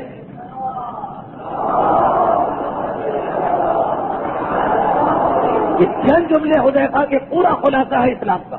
پورا خلاصہ ہے شریعت پہ چلنے والوں کے لیے گائیڈ لائن بتا دی گئی. خیر حذیفہ چلے, خندق پار کر کے دوسری جانب پہنچے, لیکن وہاں کچھ اتنا انتشار کہ کسی کو پتہ ہی نہیں چلا کہ ہمارے درمیان کون آ گیا. ایسا لگا کہ سردار لشکر ابو سفیان کو کچھ اندازہ ہوا, کچھ اندازہ, لیکن کیوں اگلا جملہ سنیے گا تو پتا چلے, لیکن باقی کسی کو کوئی خبر نہیں. حذیفہ کہتے ہیں میں نے ایک عجیب منظر دیکھا. میں نے دیکھا کہ میں اسی خندق کے دوسری طرف سے آ رہا ہوں, لیکن یہاں تو اتنی شدید آندھی کہ کھڑا رہنا مشکل ہوا جا رہا. حالت یہ ہے کہ سارے خیمے گر گئے. دیکھیے سردی تو پہلے سے, یہ خیمہ تھا بچاؤ کا انتظام, سارے خیمے گر گئے, ساری تنابیں ٹوٹ گئی جو انہوں نے دیکھیوں میں. اب یہ رات کا ابتدائی حصہ ہے, پیغمبر عصر کے بعد اترے ہیں پہاڑ سے اور بشارت دی ہے باشرو. جو انہوں نے کھانے کے لیے دیکھیاں چڑھائی ہے چولہوں پر, چولہے ایک طرف الٹے پڑے, دیکھیاں ایک طرف الٹی پڑی, سارے چراغ بچ چکے, اور آگ جو ہے پورے صحرا میں پھیلی ہوئی ہے, بکھری ہوئی ہے. حالت یہ ہے کہ اونٹوں کے سجاوے اور محملیں وہ تک ہوا کی شدت سے اڑتے پھر رہے. لوگوں کے لیے اپنے آپ کو بچانا مشکل ہو رہا. عجیب بات, ایک ہی میدان میں ایک حصہ اتنا سہل اور آرام, اور ایک حصے میں ایسی عجیب آندھی آئی تھی. قرآن کہہ رہا وارسلنا علیہا ریحا, ہم نے ان کے اوپر آندھی بھیجی تمہاری مدد کے لیے. یہ تو اپنی آنکھوں سے یہ منظر دیکھا, کھلبلی مچ گئی. یہاں سے آج میں نے تقریر شروع کی تھی, وہ جملہ ذہن میں رکھیے کہ عمر ابن عبدود کے مرنے کے بعد کافروں کو واپس جانا, مگر اپنی فوج کو کیا جواب دے, کوئی بہانہ چاہیے. ایک چھوٹا بہانہ ملا کہ یہودی ساتھ چھوڑ دے, مگر وہ بھی کوئی اتنا اچھا بہانہ نہیں, بڑا بہانہ چاہیے, وہ خود بخود بن رہا. حذیفہ کہہ رہے اور میں نے دیکھا کہ آسمان سے کنکروں کی بارش ہو رہی, اور ایسے کنکر کہ ہر کافر نے اپنے سر پہ ڈھال رکھی ہوئی, اور ڈھال سے جب کنکر ٹکرا رہے تو پورے میدان خندق میں ٹن ٹن کی آوازوں سے ایک شور مچا ہوا. ایسی شدید آندھی اور کنکروں, چھوٹے چھوٹے کنکروں کا پتھراؤ.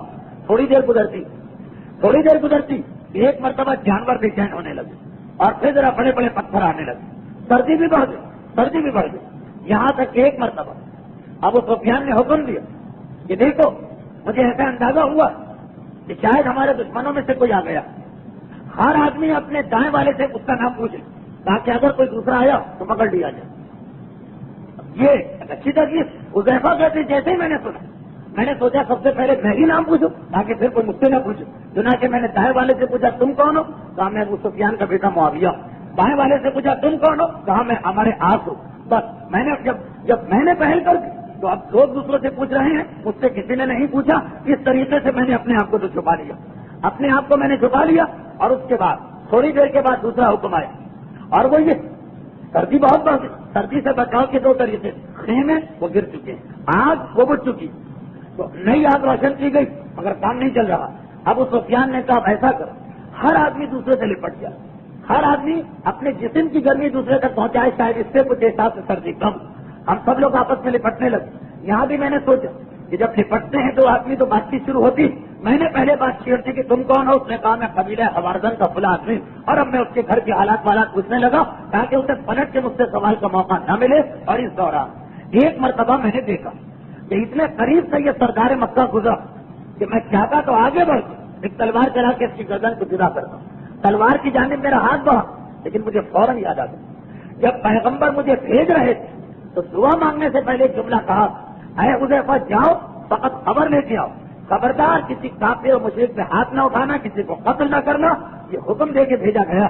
سنا کے باوجود اس کے جب میں دیکھ رہا ہوں کہ بہت قریب ہے میرے لیے, لیکن میں نے یہ ہے وہ منزل کہ حکم رسول کے سامنے اپنے جذبات کو بھی ٹھنڈا کرنا پڑتا.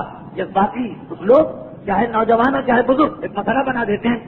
قائد کچھ کہہ رہا, ہم جذبات کی وجہ سے کسی چیز کو سننے کو تیار نہیں.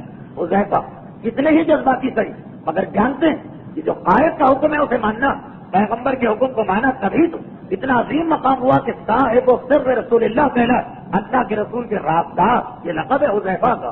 میں نے اپنے ہاتھ پہ قابو رکھا, اور اتنے 8ویں امام کی حدیث بھی ذہن میں دوہرا دیجیے. امام نے کہا آندھی بھیجی, پہلے آسمان وہ آ چکی. امام نے کہا کہ دوسرا آسمان کھلا, کنکر بھیجے گئے, وہ برس رہے. امام نے کہا تیسرا آسمان کھلا, ملائکہ جانور پھٹکنا شروع ہو گئے, جانوروں کے شور کی آواز آ رہی. امام نے فرمایا کہ چوتھا آسمان کھلا, پتھر برسنے لگے. حذیفہ گواہی بھی دے رہے کہ ایک مرتبہ میں نے دیکھا کہ ایسے بڑے بڑے پتھر کسی کو نقصان نہیں پہنچا رہے ہیں, لوگوں کے بیچ میں گر رہے ہیں, مگر جس کی وجہ سے اب تو سرداران قریش کی ہمت بھی ختم ہو گئی اور انہیں ایک بہانہ بھی مل گیا جس کی تلاش میں وہ کئی دنوں سے تھی. عمر ابن عبدود کے بعد سے بہانہ کیا ملا؟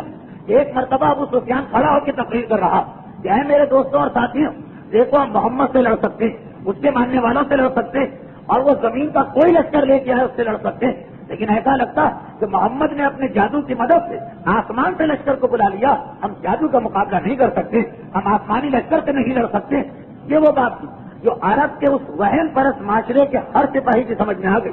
ابھی تک جو اس نے 4 واقعات بھی دیکھے، بے وقت کی آندھی، صحرا کے رہنے والا، موسم اور گھڑی کے بارے میں دنیا کی بہترین سے بہترین مشین سے زیادہ اطلاع دے سکتا، وہ آپ کو 1-1 منٹ بغیر گھڑی کے بتا دے گا اس وقت کتنے بجے. اور موسم کے بارے میں وہ بغیر کسی قسم کی محکمہ موسمیات کی پیشین کو سنے ہوئے بتا سکتا. بارش کب آئے گی، آندھی کب آئے گی، سردی کب ہے، گرمی کب ہے. صحرا میں رہنے والے، دیہاتوں میں رہنے والے، ان کو اتنا تجربہ تھا. تو بے موسم کی آندھی، کنکر تو آج تک کبھی سنے ہی نہیں، پتھروں کی بارش. وہ جو سردار مکہ نے نعرہ لگایا کہ آسمانی لشکر آ گیا، جادو کا لشکر آ گیا، سب کی سمجھ میں آ گیا اور سب تیزی سے اٹھ کے چلے.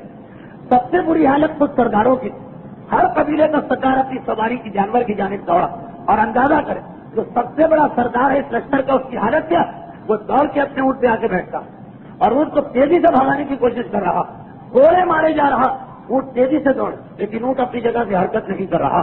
ایک اور قبیلے کا سردار وہاں آ گئے، کہا کہ کیا حالت ہے تیری؟ یہ اتنا بھیجیں، اتنا گھبرایا ہوا کیوں؟ تو پورے قبیلے کا سردار. شرمندگی سے سر پہ جھکا لیا اس سردار قریش، مگر کہا کہ جادو کا لشکر آ گیا، کیسے مقابلہ کر؟ کہا مگر اپنی عقل کو تو ٹھکانے رکھو. یہ تو دیکھو اونٹ کے پیر جو تم نے باندھے تھے، پیر بندھے ہوئے اور مار مار کے اس سے کہہ رہے کہ چلو، مار مار کے اس کو بھگا رہے. اتنی بھی کیا جلدی اور اتنی بھی کیا بے ہوشی. اب جو اس نے دیکھا تو واقعی سمجھ میں آ گیا، جس طرح بغیر پیٹرول کی گاڑی چلائی جاتی یا بریک دبا کے گاڑی کو بھگانے کی کوشش کی جاتی، اسی طرح سے بندھا ہوا اونٹ ہے اور اسے کوڑے مار رہا. اس سے اندازہ کیا جا سکتا کہ کیسی گھبراہٹ اور بلبلاہٹ اس میدان کے اندر ہوگی. چنانچہ جیسے ہی اس نے اپنے اونٹ کے زانوں کو کھولا اور اس کا اونٹ دوڑا. اب کس میں اب کون باقی رہنے والا؟ سارا لشکر ایک مرتبہ اس کے پیچھے دوڑتا ہے.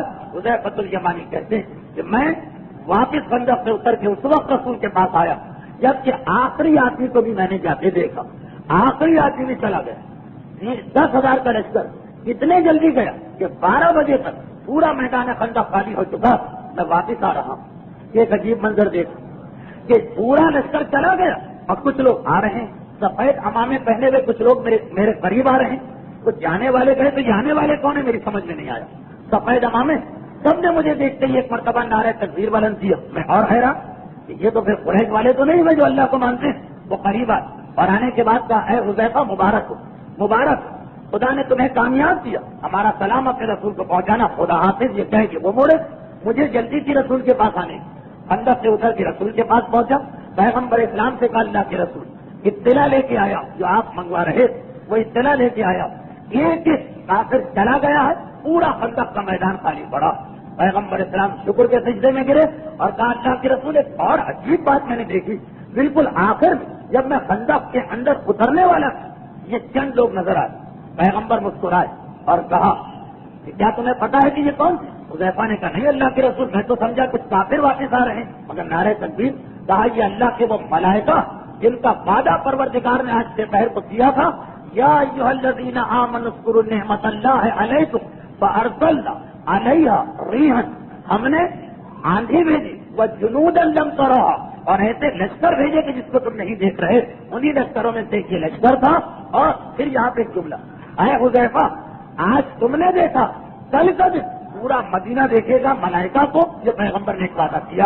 اور اگلا دن واقعا وہ آیا، لیکن وہ انشاءاللہ اگلا دن اگر توفیق پروردگار اور زندگی یہ مستعار رہی تو وہ سال آئندہ یہاں تقریر نمبر 98 سے شروع ہوگا.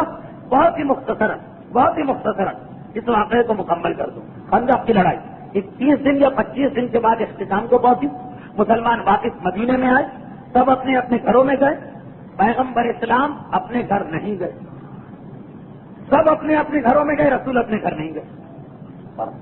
واقعاً آج تک کبھی ایسا ہوا کہ پیغمبر مدینے آئے ہوں تو اپنے گھر گئے؟ آج تک نہیں ہوا اور آج بھی نہیں ہوا.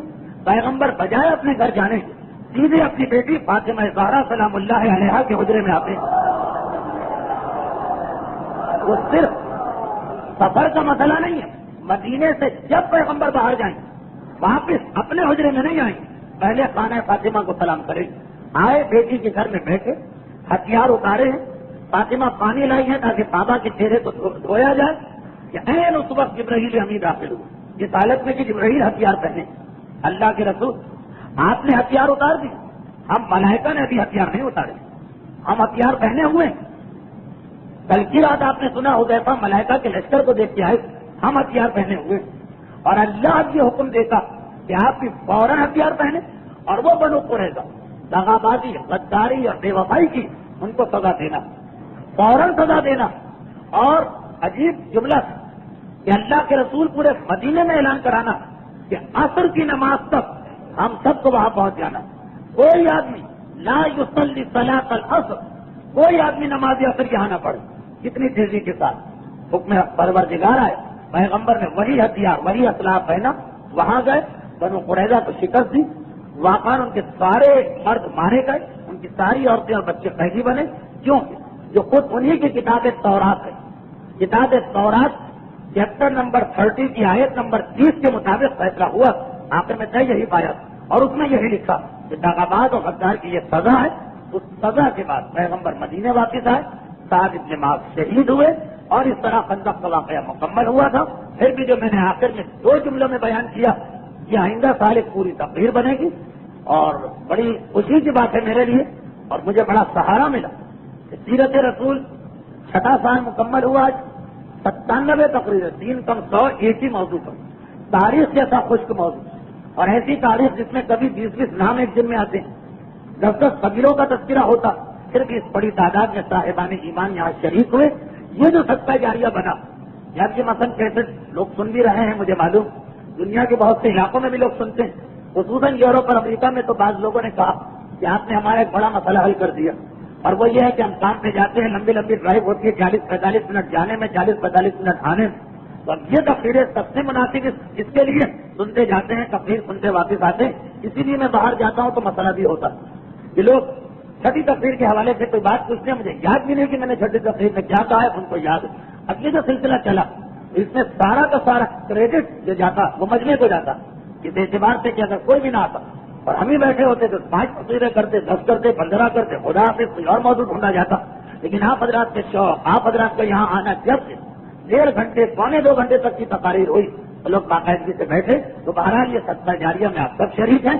آخری تقریر میں یہ چاہتا ہوں, اگرچہ میرا خیال یہ تھا کہ آج کی تقریر مختصر رہے گی, اسی لیے میں ذرا دیر سے بھی آیا, لیکن 1.25 گھنٹہ تو ہو گیا ہے. پھر بھی یہ چاہتا ہوں کہ گزشتہ 2-3 ہفتے مسائل بیان نہیں ہوئے, جہاں آپ نے 97 ہفتے زحمت کی اور اتنی لمبی لمبی تقریریں سنی, 5-7 منٹ مسائل کے لیے. اس کے بعد آج اس ذکر کو انشاءاللہ مسائل کے بعد مسائل سے مکمل کیا جائے گا, جو اب تو تقریباً مسلسل طریقہ کار بن گیا. پہلے تو یہ 3 مسئلے. سب سے پہلا مسئلہ جو ہے وہ روزے کے بارے میں ہے. یہ مسئلہ کیونکہ گزشتہ چند سالوں میں بہت پوچھا گیا, اس لیے میں اس کا تذکرہ کیے دے رہا ہوں. روزے کے عالم میں ہر آدمی کو پتا ہے کہ کھانا پینا, بلکہ کسی قسم کا غبار تک اپنے حلق سے اتارنا گناہ اور مبتل روزہ, ہر ایک کو پتا ہے کسی قسم کا غبار تک. یہی وجہ کہ روزے کی حالت میں حقہ, پائپ, سگریٹ اور بیڑی اس مسئلے کی وجہ سے حرام, ورنہ سگریٹ اور بیڑی وغیرہ نہ کھانا ہے نہ پینا. اگر روزہ صرف کھانے پینے سے ٹوٹا کرتا تو شاید روزے کے عالم میں سگریٹ کی اجازت مل جاتی. لیکن کیونکہ روزہ توڑنے والی 10 چیزیں, خالی 2 نہیں ہے کہ کھانا پینا حرام, بلکہ کھانا پینا حرام ہے, کوئی جھوٹی حدیث بیان کرنا حرام ہے, غسل واجب سحری سے پہلے اگر واجب ہو گیا تو روزہ شروع ہونے سے پہلے اس کو اتار لینا, اسی طرح سے اپنے پورے سر کو پانی میں ڈبو دینا. انہی میں سے ایک چیز ہے گاڑھے غبار کو حلق تک پہنچانا. بلکہ آغاز ہوئی تو فرماتے احتیاط واجب یہ ہے کہ گاڑھا کیا پتلا غبار بھی ہے وہ بھی حلق تک نہ پہنچے, ورنہ روزہ ٹوٹ جائے گا. تو سگریٹ, حقہ اور تمباکو نوشی کی مختلف چیزیں اس اعتبار سے روزے میں ممنوع کہ وہ کھانے پینے میں نہیں آتی, وہ 6ٹھی یا 7ویں چیز میں آتی ہے کہ غبار حلق سے نیچے نہیں اترنا چاہیے.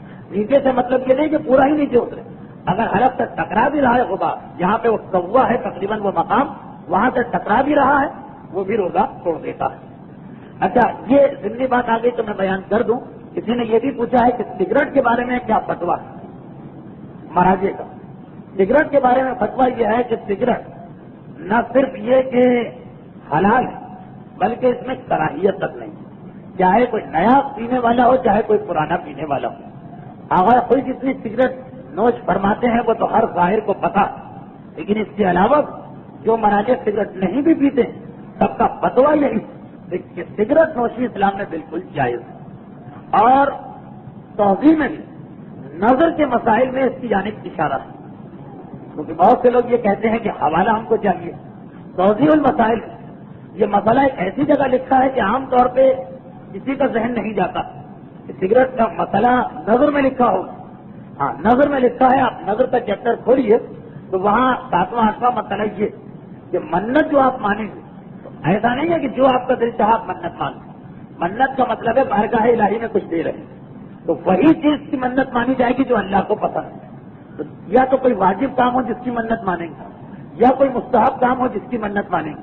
منت مانی فلاں کام ہوا میں صبح کی نماز پڑھوں گا, منت مانی میرا فلاں کام ہوا میں اس رمضان کے روزے رکھوں گا, منت مانی کے فلاں کام ہوا تو نماز شب پڑھوں گا یا سنتی روزے رکھوں گا. یا واجب کی منت ہے یا سنت کی. اچھا کسی نے کہا کہ واجب کام کی منت, وہ کیا منت ہوئی؟ وہ تو واجب کام تو کرنا ہی کرنا, یعنی اگر فلاں کام نہیں ہوا تو کیا نماز نہیں پڑھیں گے؟ وہ تو واجب تو کرنا ہی نہیں. مسئلہ یہ نہیں, مسئلہ یہ کہ آپ واجب کی منت مان سکتے ہیں. پھر کیا ہوگا کہ اگر اللہ نے آپ کی حاجت پوری کر تو صبح کی نماز آپ پر ڈبل واجب. پھر اگر قضا ہو گئی تو عام حالت میں صبح کی نماز قضا ہوتی ہے, اس کی قضا پڑھ لیں. منت مان کے اگر صبح قضا کر دی تو منت توڑنے کا کفارہ بھی دینا پڑے گا. روزے کی منت مانی رمضان کی وہ تو ویسے ہی رکھنا, لیکن منت کا فائدہ یہ ہے کہ اگر وہ روزہ چھوٹ گئے تو جو رمضان کا روزہ توڑنے کا کفارہ ہے وہ دیجیے, اس کے ساتھ جو منت توڑنے کا کفارہ ہے وہ بھی دینا پڑے گا. تو یہ واجب کی منت کا فائدہ. تو واجب کی منت بھی مان سکتے ہیں, سنت کی منت بھی مان سکتے ہیں, حرام کام کی منت نہیں مان سکتے. اگر انسان نے نیت کی کہ میرا گناہ کام ہو گئے تو میں ایک بیچارہ بہت غریب مومن ہے, اسے بینک میں نوکر رکھوا دوں, منت غلط. لیکن میں وہ مثال نہیں دے رہا کہ لوگ کہیں گے وہ کون مانتا ہے منت, کہ اگر میرا فلاں کام ہو گیا تو میں اس کی شکرانے میں شراب پیوں گا, لیکن یہ منت کوئی نہیں مانتا. اس لیے میں نے مثال نہیں دی, ویسے مذاق کرنے کے لیے تو یہ بہت اچھی مثال. لیکن دوسری مثال کہ اگر میرا فلاں کام ہو گیا تو میں فلاں مومن کو بینک کی نوکری رکھوا دوں گا, بینک میں نوکر رکھوا دوں گا. بینک کی نوکری حرام ہے, یہ منت بھی آپ کی حرام ہو, یہ آپ کی نہیں ہے آپ کو, یہ بالکل غلط. یا میرا فلاں کام ہو گیا تو اس کو کہ جو صرف حرام فلمیں دیکھنا چاہتا اس کو میں VCR خرید کے دے دوں گا. بیچارہ غریب آدمی ہے, کئی دفعہ کہہ چکا کھانا مت دو مگر VCR دے دو. ایسے بھی لوگ ہوتے ہیں, یہ منت حرام. ویسے باقی تو جو آپ تو کریں تو کریں, لیکن منت کے اعتبار سے یہ منت غلط. حرام کی منت نہیں ہوتی. اسی طرح مکروہ کی منت نہیں ہوتی. گناہ کام ہو گیا تو مثلا لوگوں کو بنے ہوئے گردے اور کلیجی کھلاؤں گا. اب گردے اور کلیجی اسلام میں مکروہ, اس اعتبار سے اس کی منت بھی غلط ہے. حرام کی منت غلط ہے, مکروہ کی منت غلط, کیونکہ مکروہ کا مطلب اللہ کو ناپسند ہے. منت کا مطلب ہم اللہ کو تحفہ دے رہے ہیں, جو اس کو ناپسند ہے وہ کیسے دے سکتے ہیں؟ اچھا تو واجب کی منت جائز ہے, مستحب کی منت جائز, حرام کی منت غلط ہے, مکروہ کی منت غلط ہے. چنانچہ خواتین کی ہر وہ منت جس میں کہیں سے بے پردگی داخل ہو سکتی وہ اسی لیے غلط. اور وہ جو منت آتی ہے کہ بچے کے سر پہ خامہ لگوانا, وہ اس دائرے میں آ جاتی, اس اعتبار سے کہ منت اپنے بارے میں ہوتی ہے, دوسرے کے بارے میں نہیں ہوتی, کوئی ایک الگ مسئلہ. تو خیر ایسی منت کے ننگے پیر کہیں جائیں گے, اگر خواتین کو ایسی منت مانے وہ غلط ہے. اس اعتبار سے اگر نامحرم مرد پیر دیکھ سکتے ہیں. اچھا مکروہ کی منت بھی غلط ہے. مباح ایسا کام جس کا کرنا اور نہ کرنا برابر, اس کی منت جائز ہے, یہ جائز نہیں. کیونکہ مباح تو اسے کہتے ہیں کہ نہ اللہ کو پسند ہے نہ ناپسند ہے. اس میں پھر یہ مسئلہ علماء لکھتے ہیں کہ ہر وہ مباح کام جس کو اللہ نے آپ سے چھوڑا اس میں اگر آپ کوئی اچھائی کا پہلو نکالتے ہیں تو اس کی منت صحیح ہوگی. اور پھر مثال دیتے ہیں جیسے سگریٹ. سگریٹ پینا واجب نہیں ہے, مستحب نہیں, حرام بھی نہیں ہے, مکروہ بھی نہیں, مباح ہے, آپ کی مرضی ہے. جس طرح آپ پانی پیتے ہیں, جس طرح آپ شربت پیتے ہیں, جس طرح چائے پیتے ہیں, اس طرح سگریٹ. پھر وہاں امام خمینی اور آغا کو لکھتے. تو اس لیے اگر سگریٹ کی منت ماننا, سگریٹ چھوڑنے کی, تو پہلے اس میں کوئی اچھائی پیدا کرے کہ چونکہ سگریٹ صحت کو نقصان پہنچاتی ہے اس لیے میں اسے چھوڑ دوں گا, اور منت مانے اب یہ منت صحیح ہوگی. ورنہ اگر آپ پانی جو ہی کہیں کہ میں سگریٹ چھوڑ دوں گا, اگر اللہ نے فلاں کام کر دی تو سگریٹ چھوڑ دوں, وہ منت ہی غلط ہے. پہلے سگریٹ چھوڑنے کی کوئی اچھائی نکالی, وہ اچھائی جو شریعت نے تو نہیں بتائی, کیونکہ شریعت نے کہا یہ حرام بھی نہیں ہے مکروہ بھی نہیں. کوئی اچھائی نکالیے جس کو لوگ مانیں کہ ہاں یہ آپ نے ایک اچھائی نکالی, اس کو ذہن میں رکھ کے منت مانی جا سکتی, تو وہاں سگریٹ کا مسئلہ ہے. اچھا کوئی صاحب کہیں گے کہ سگریٹ وہ تو جسم کو نقصان پہنچانے والی چیز, اسلام تو ہر نقصان دہ چیز کو حرام کہتا. یہ مسئلہ بھی جس نے اس طرح سمجھا غلط فہمی ہوگی. ہر نقصان دہ چیز حرام نہیں ہے اسلام میں. وہ نقصان دہ چیز حرام ہے جس کا نقصان فوراً, یہ کہا جائے کہ اس آدمی نے خودکشی کی, فوراً ہو نقصان. زہر کھا لیا فوری نقصان ہے وہ حرام. پستول کی گولی اپنے جسم میں اتار دی فوری نقصان ہے وہ حرام ہے. سگریٹ کا نقصان اگر فوری, ڈاکٹر نے کہا اب اگر سگریٹ پیو گے تو فوراً مر جاؤ گے یا انتہائی شدید طبیعت خراب ہوگی, اس آدمی کے لیے حرام. لیکن خالی سگریٹ جو, اگر یہی چیز ڈاکٹر چائے کے بارے میں کہے تو چائے بھی اسی طرح حرام, یہی چیز ڈاکٹر شکر کے بارے میں کہے شکر بھی اسی طرح حرام, فوری نقصان. اور وہ چیزیں جن کا نقصان دیر میں ہوتا ہے 20 سال لگتے 25 سال لگتے, وہ نقصان اسلام میں حرام نہیں. ورنہ پاکستان میں رہنا بھی گناہ ہو جائے گا شاید, اور کھانا پینا بھی گناہ ہوگا. جی میں گریس ملا ہوا ہے, کیا یہ نقصان نہیں پہنچے گا؟ ضرور نقصان پہنچائے گا. کون کہہ رہا ہے کہ نہیں پہنچے گا؟ ضرور پہنچے گا. اسی طریقے سے کھانے پینے کی جتنی چیزوں میں بھی ملاوٹ کی جاتی ہے, آپ جا کے مغربی دنیا میں دیکھیے تو بڑا جرم مانا گیا, نقصان پہنچا رہے ہیں آپ. دواؤں تک میں ملاوٹ ہوتی. ملاوٹ کی حالت تو یہ کہ جو واقعہ پڑھا جاتا ہے پتہ نہیں صحیح ہے یا غلط. ملاوٹ ملاوٹ ملاوٹ, ہر چیز میں ملاوٹ. ایک آدمی نہ گھبرا گیا تاکہ اب دنیا میں رہنا بیکار ہے, میں خودکشی کر کے مر جاتا, ملاوٹ والی دنیا میں نہیں رہوں. زہر کھا کے خودکشی کی موت بھی نہیں ہے کیونکہ زہر میں بھی ملاوٹ تھی. تو خیر اب جب اتنی ملاوٹ, ہر چیز میں ملاوٹ, تو کھانے پینے کی چیزوں کی ملاوٹ ضرور نقصان پہنچا رہی ہے. اچھا کھانے پینے کو چھوڑی, کراچی کی ہوا خصوصاً کھارادر کی, اتنا اس کے اندر آلودگی اور دھواں اور بسوں کا اور گاڑیوں کا دھواں اور یہ سب کچھ, یہ آپ پوچھ لیجیے کسی ڈاکٹر کہ واقعات یہ نقصان دہ ہے یا نہیں؟ ضرور نقصان دہ. یہاں تک ڈاکٹر کہتے ہیں کہ ہم تو کبھی پوسٹ مارٹم کرتے ہیں تو پھیپڑا بالکل کاربن کا سیاہ نکلتا جو سرخ نکلنا چاہیے, اتنی زیادہ ہوا میں کاربن ہے اور مختلف آلودگیاں. پھر یہ حرام نہیں کیوں؟ اس لیے کہ چیزوں کے نقصان رفتہ رفتہ ہوتے ہیں. ہر وہ چیز جس کا نقصان آہستہ آہستہ وہ اسلام میں جائز ہے, گناہ نہیں. سگریٹ کا نقصان بھی عام آدمی کے لیے آہستہ آہستہ ہے تو ضرور, اس میں کیا ہے کہ ضرور ہے نقصان. لیکن چائے میں بھی نقصان ہے, کافی میں بھی نقصان ہے, کھانے پینے کی چیزوں میں جو ہمارے یہاں روغن ہوتا ہے اس میں بھی نقصان ہے, شکر میں بھی نقصان. یہ ساری چیزیں ہم ترک نہیں کرتے. ڈاکٹر کہتے ترک کرنا چاہیے, لیکن شریعت جو ہے نا ڈاکٹر کی باتوں پہ اتنا نہیں چلتی, عرف پہ چلتی. فوری نقصان پہنچے تو سگریٹ حرام ہے, 5 سال میں 10 سال میں 2 سال میں نقصان پہنچے گا وہ چیز حرام نہیں. خیر سگریٹ تو بیچ میں آ گئی, اس کو چھوڑیں روزے پہ آ جائے گی. تو خلاصہ یہ ہے کہ روزے میں کھانے پینے کے علاوہ کاڑا غبار بھی حلق تک نہیں جانا چاہیے. یہ تو چیزیں معلوم ہو گئی ہیں لوگوں کو. اس کے حوالے سے ایک سوال پوچھا جا رہا اور آغا کوئی کا ایک مسئلہ میرے پاس حال میں پہنچا, اس لیے جواب دے رہا ہوں کہ دمے وغیرہ کے مریض انہیلر لیتے ہیں, خاص قسم کی وہ دوا سی ہوتی, نہ کھانا کہیں گے نہ پینا کہیں گے, سفوف یا غبار, بہرحال ایک انہیلر ہے, قسم کی فوار مارتے ہیں اپنے حلق میں. وہ جو دمے کا مریض ہے یا اور بھی چند بیماریاں, بہرحال جتنی بھی سانس کی نالی کی بیماریاں, اس میں وہ دوا لینا پڑتی.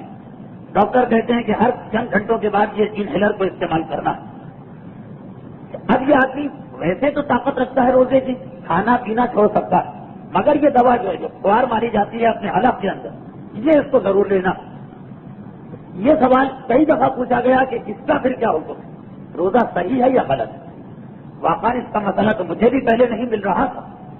فی الحال میں نے آگاہ کوئی کی ایک نئی کتاب میں دیکھا, فرمایا اللہ باصاب ظالم, اس میں کوئی حرج نہیں ہے. روزے کی حالت میں اگر یہ انہیلر لیا جا رہا سانس کی تکلیف کی وجہ سے یا دمے کی وجہ سے, روزہ بالکل صحیح ہے, روزہ صحیح مانا جائے گا, نہ قضا ہے نہ کفارہ ہے, یہی روزہ ٹھیک ہے. یہ سوال بہت پوچھا گیا, اس لیے میں نے اس کو بتا دیا.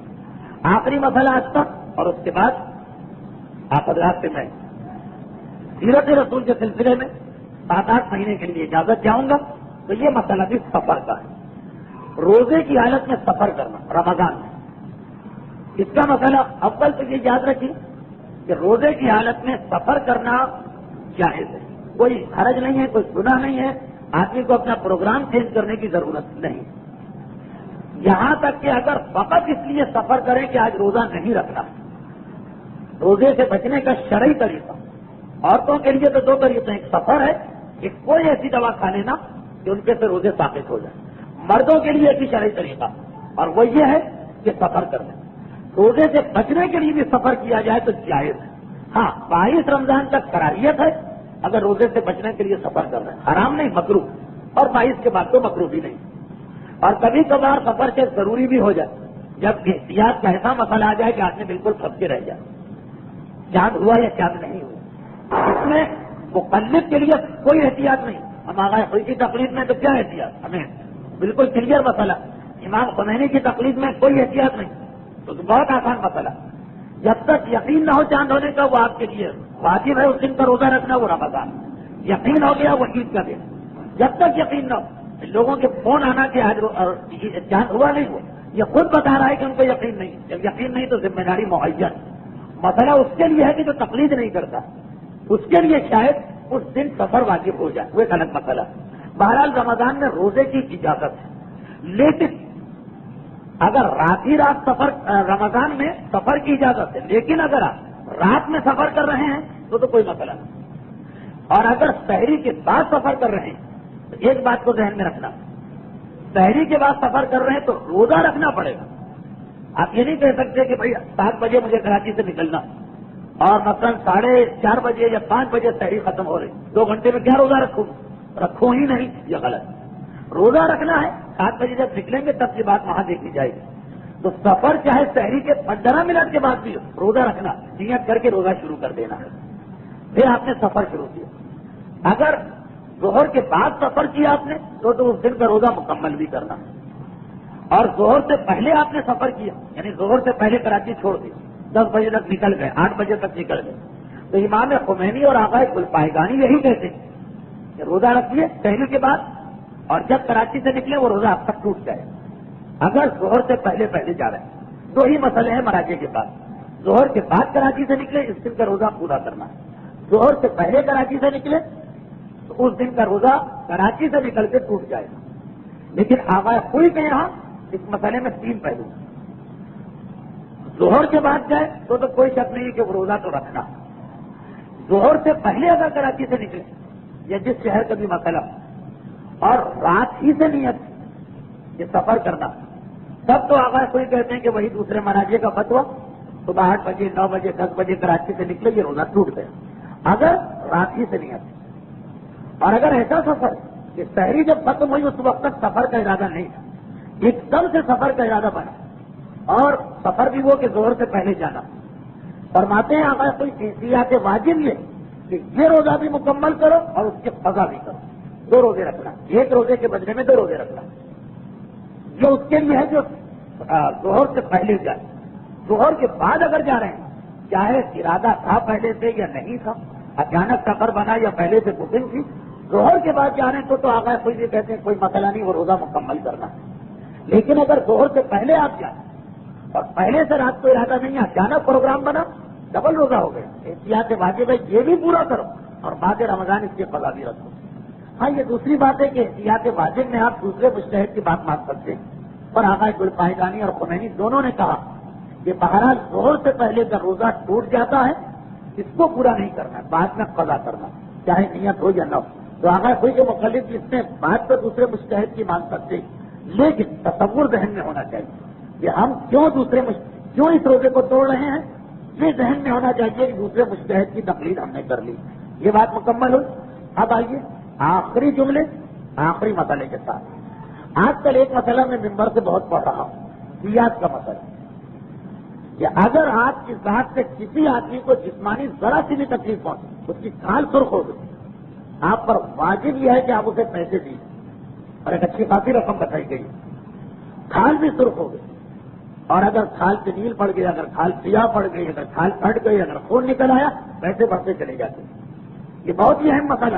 کراچی جیسے ماحول میں جہاں بسوں میں چڑھنے کے لیے بعض اوقات اتنی دوڑ دھوپ کرنا پڑتی کہ کسی کے پاؤں میں موچ آتی ہے، کسی کے پاؤں سرخ ہو جاتا ہے، کسی کے ہاتھ لگ جاتا، یہاں تو یہ مسئلہ بہت ہے کہ اگر آپ کی وجہ سے کسی کو جسمانی نقصان پہنچا، جسمانی نقصان کا مطلب یہ نہیں کہ ہاتھ ہی ٹوٹ جائے، نہیں، اگر کھال بھی سرخ ہو گئی آپ پر دیت واجب۔ آپ نے زور سے کسی کے ہاتھ مار دیا اور آپ پہ دیت ہو گئی، یعنی آپ اس کو پیسے دیں گے، اس کے بغیر گناہ معاف نہیں ہوگا۔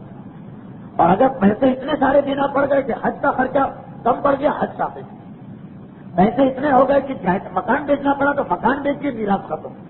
اتنا اہم مسئلہ ہے کہ کیسے آپ کو کیسے نظریے سے مل جائیں. لیکن یہ مسئلہ جو میں بیان کرتا رہتا ہوں، اچھا آج میں نے کیوں چھیڑا؟ رمضان میں غصہ زیادہ آتا ہے آدمی کو، مار پیٹ بھی زیادہ ہو جاتی ہے گھر والوں کے ساتھ، خصوصاً بچوں کو زیادہ مارا جاتا. تو یاد رکھیے کہ جو مارنا حرام ہے یہ بڑے کے ساتھ بچے کو بھی، دوسروں کے ساتھ اپنے بچے کے لیے بھی مسئلہ ہے. بہت سی ایکسپشنل کیسز میں جب بچہ بالکل گمراہ ہوا جا رہا تب جائیے مستحق کے وکیل سے بات کیجیے تو شاید کچھ اجازت مل جائے. رمضان میں تو اور زیادہ ضروری ہے اس گناہ سے بچنا.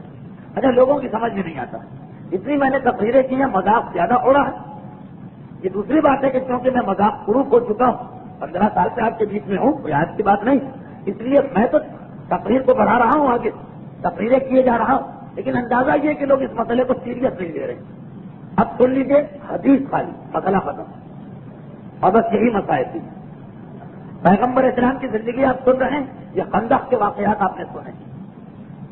پیغمبر اسلام کا جب وہ وقت آخر آ گئے جب اللہ کا رسول اس دنیا سے دوسری دنیا میں جا رہا، پوری امت کو یقین کر رہا، 28 سفر، تو پیغمبر 28 سفر، دیگر جو معصومین ہیں ان کا تو مسئلہ یہی کہ 3 دن 4 دن زہر کے اثر سے بیمار رہے اور شہید ہوئے. پیغمبر تقریباً 2 مہینے انتہائی شدید بیمار رہے. بالفاظ دیگر یہ کہا جائے تو غلط نہ ہو کہ غدیر خم سے پیغمبر واپس آئے، بمشکل تمام 2-2.5 ہفتے پیغمبر صحت کے ساتھ رہے، اور اس کے بعد جو پیغمبر بیمار ہوئے تو یہ بیماری اتنی بڑھ گئی کہ ایک وہ وقت آ گیا کہ پیغمبر مسجد میں آنے کے قابل نہ رہے، نمازیں نہیں پڑھا رہے، اور بیماری بڑھی، پیغمبر لوگوں سے ملاقات نہیں کر پا رہے، اور بیماری بڑھی، پیغمبر بغیر سہارے کے بستر سے نہیں اتر پا رہے. سب سے پابندی ہے مدینے والوں، رسول سے کوئی ملاقات نہیں کر سکتا. روز بروز مدینے والوں کو اطلاع مل رہی، بیماری بڑھتی چلی جا رہی، یہاں تک کہ ایک وہ وقت منزل آ گئے جب مدینے والے پھوٹ پھوٹ کے روتے ہیں پیغمبر کا نام سنتے ہی. پیغمبر کی زیارت سے ہم محروم ہو چکے ہیں. ہر وہ آدمی جو پیغمبر اسی طرح ملاقات کر کے آتا، جو پیغمبر کی کمزوری بتا رہا، سننے والوں کی آنکھوں میں آنسو آ جاتے. اسی دوران ایک دن پیغمبر نے اعلان کروا دیا، اور وہ یہ کہ سارا مدینہ مسجد النبوی میں آ جائے. میں ان سے آخری خطاب کرنا چاہتا ہوں. پیغمبر کی آخری تقریر، سارا مدینہ دوڑ کے آیا، لوگوں نے اپنے سارے ضروری کام چھوڑ دیے. پیغمبر کی زیارت کتنے دنوں کے بعد ہوگی، اور آخری خطاب، سارا مدینہ مسجد میں آ گئے، کھچا کھچ بھر گئی مسجد. ایک مرتبہ پیغمبر کے حجرے کا دروازہ کھلا، اللہ کے رسول اس حالت میں حجرے سے باہر آئے کہ ایک طرف سے علی نے سہارا دیا، ایک طرف سے پیغمبر کے چچا عباس نے سہارا دیا. علی اور عباس سہارا دے کے رسول کو ممبر تک لائے. پیغمبر کی حالت دیکھتے جاتے ہیں لوگ، اور اشتیاں بند رہی. جس چیز سے رو رہے، لباس بتا رہا کہ پیغمبر کے جسم پہ کتنا ڈھیلا پڑ گیا، کتنے کمزور، کتنے نہیں، جسم کی حالت بتا رہی کہ پیغمبر دنیا سے رخصت ہونے والے.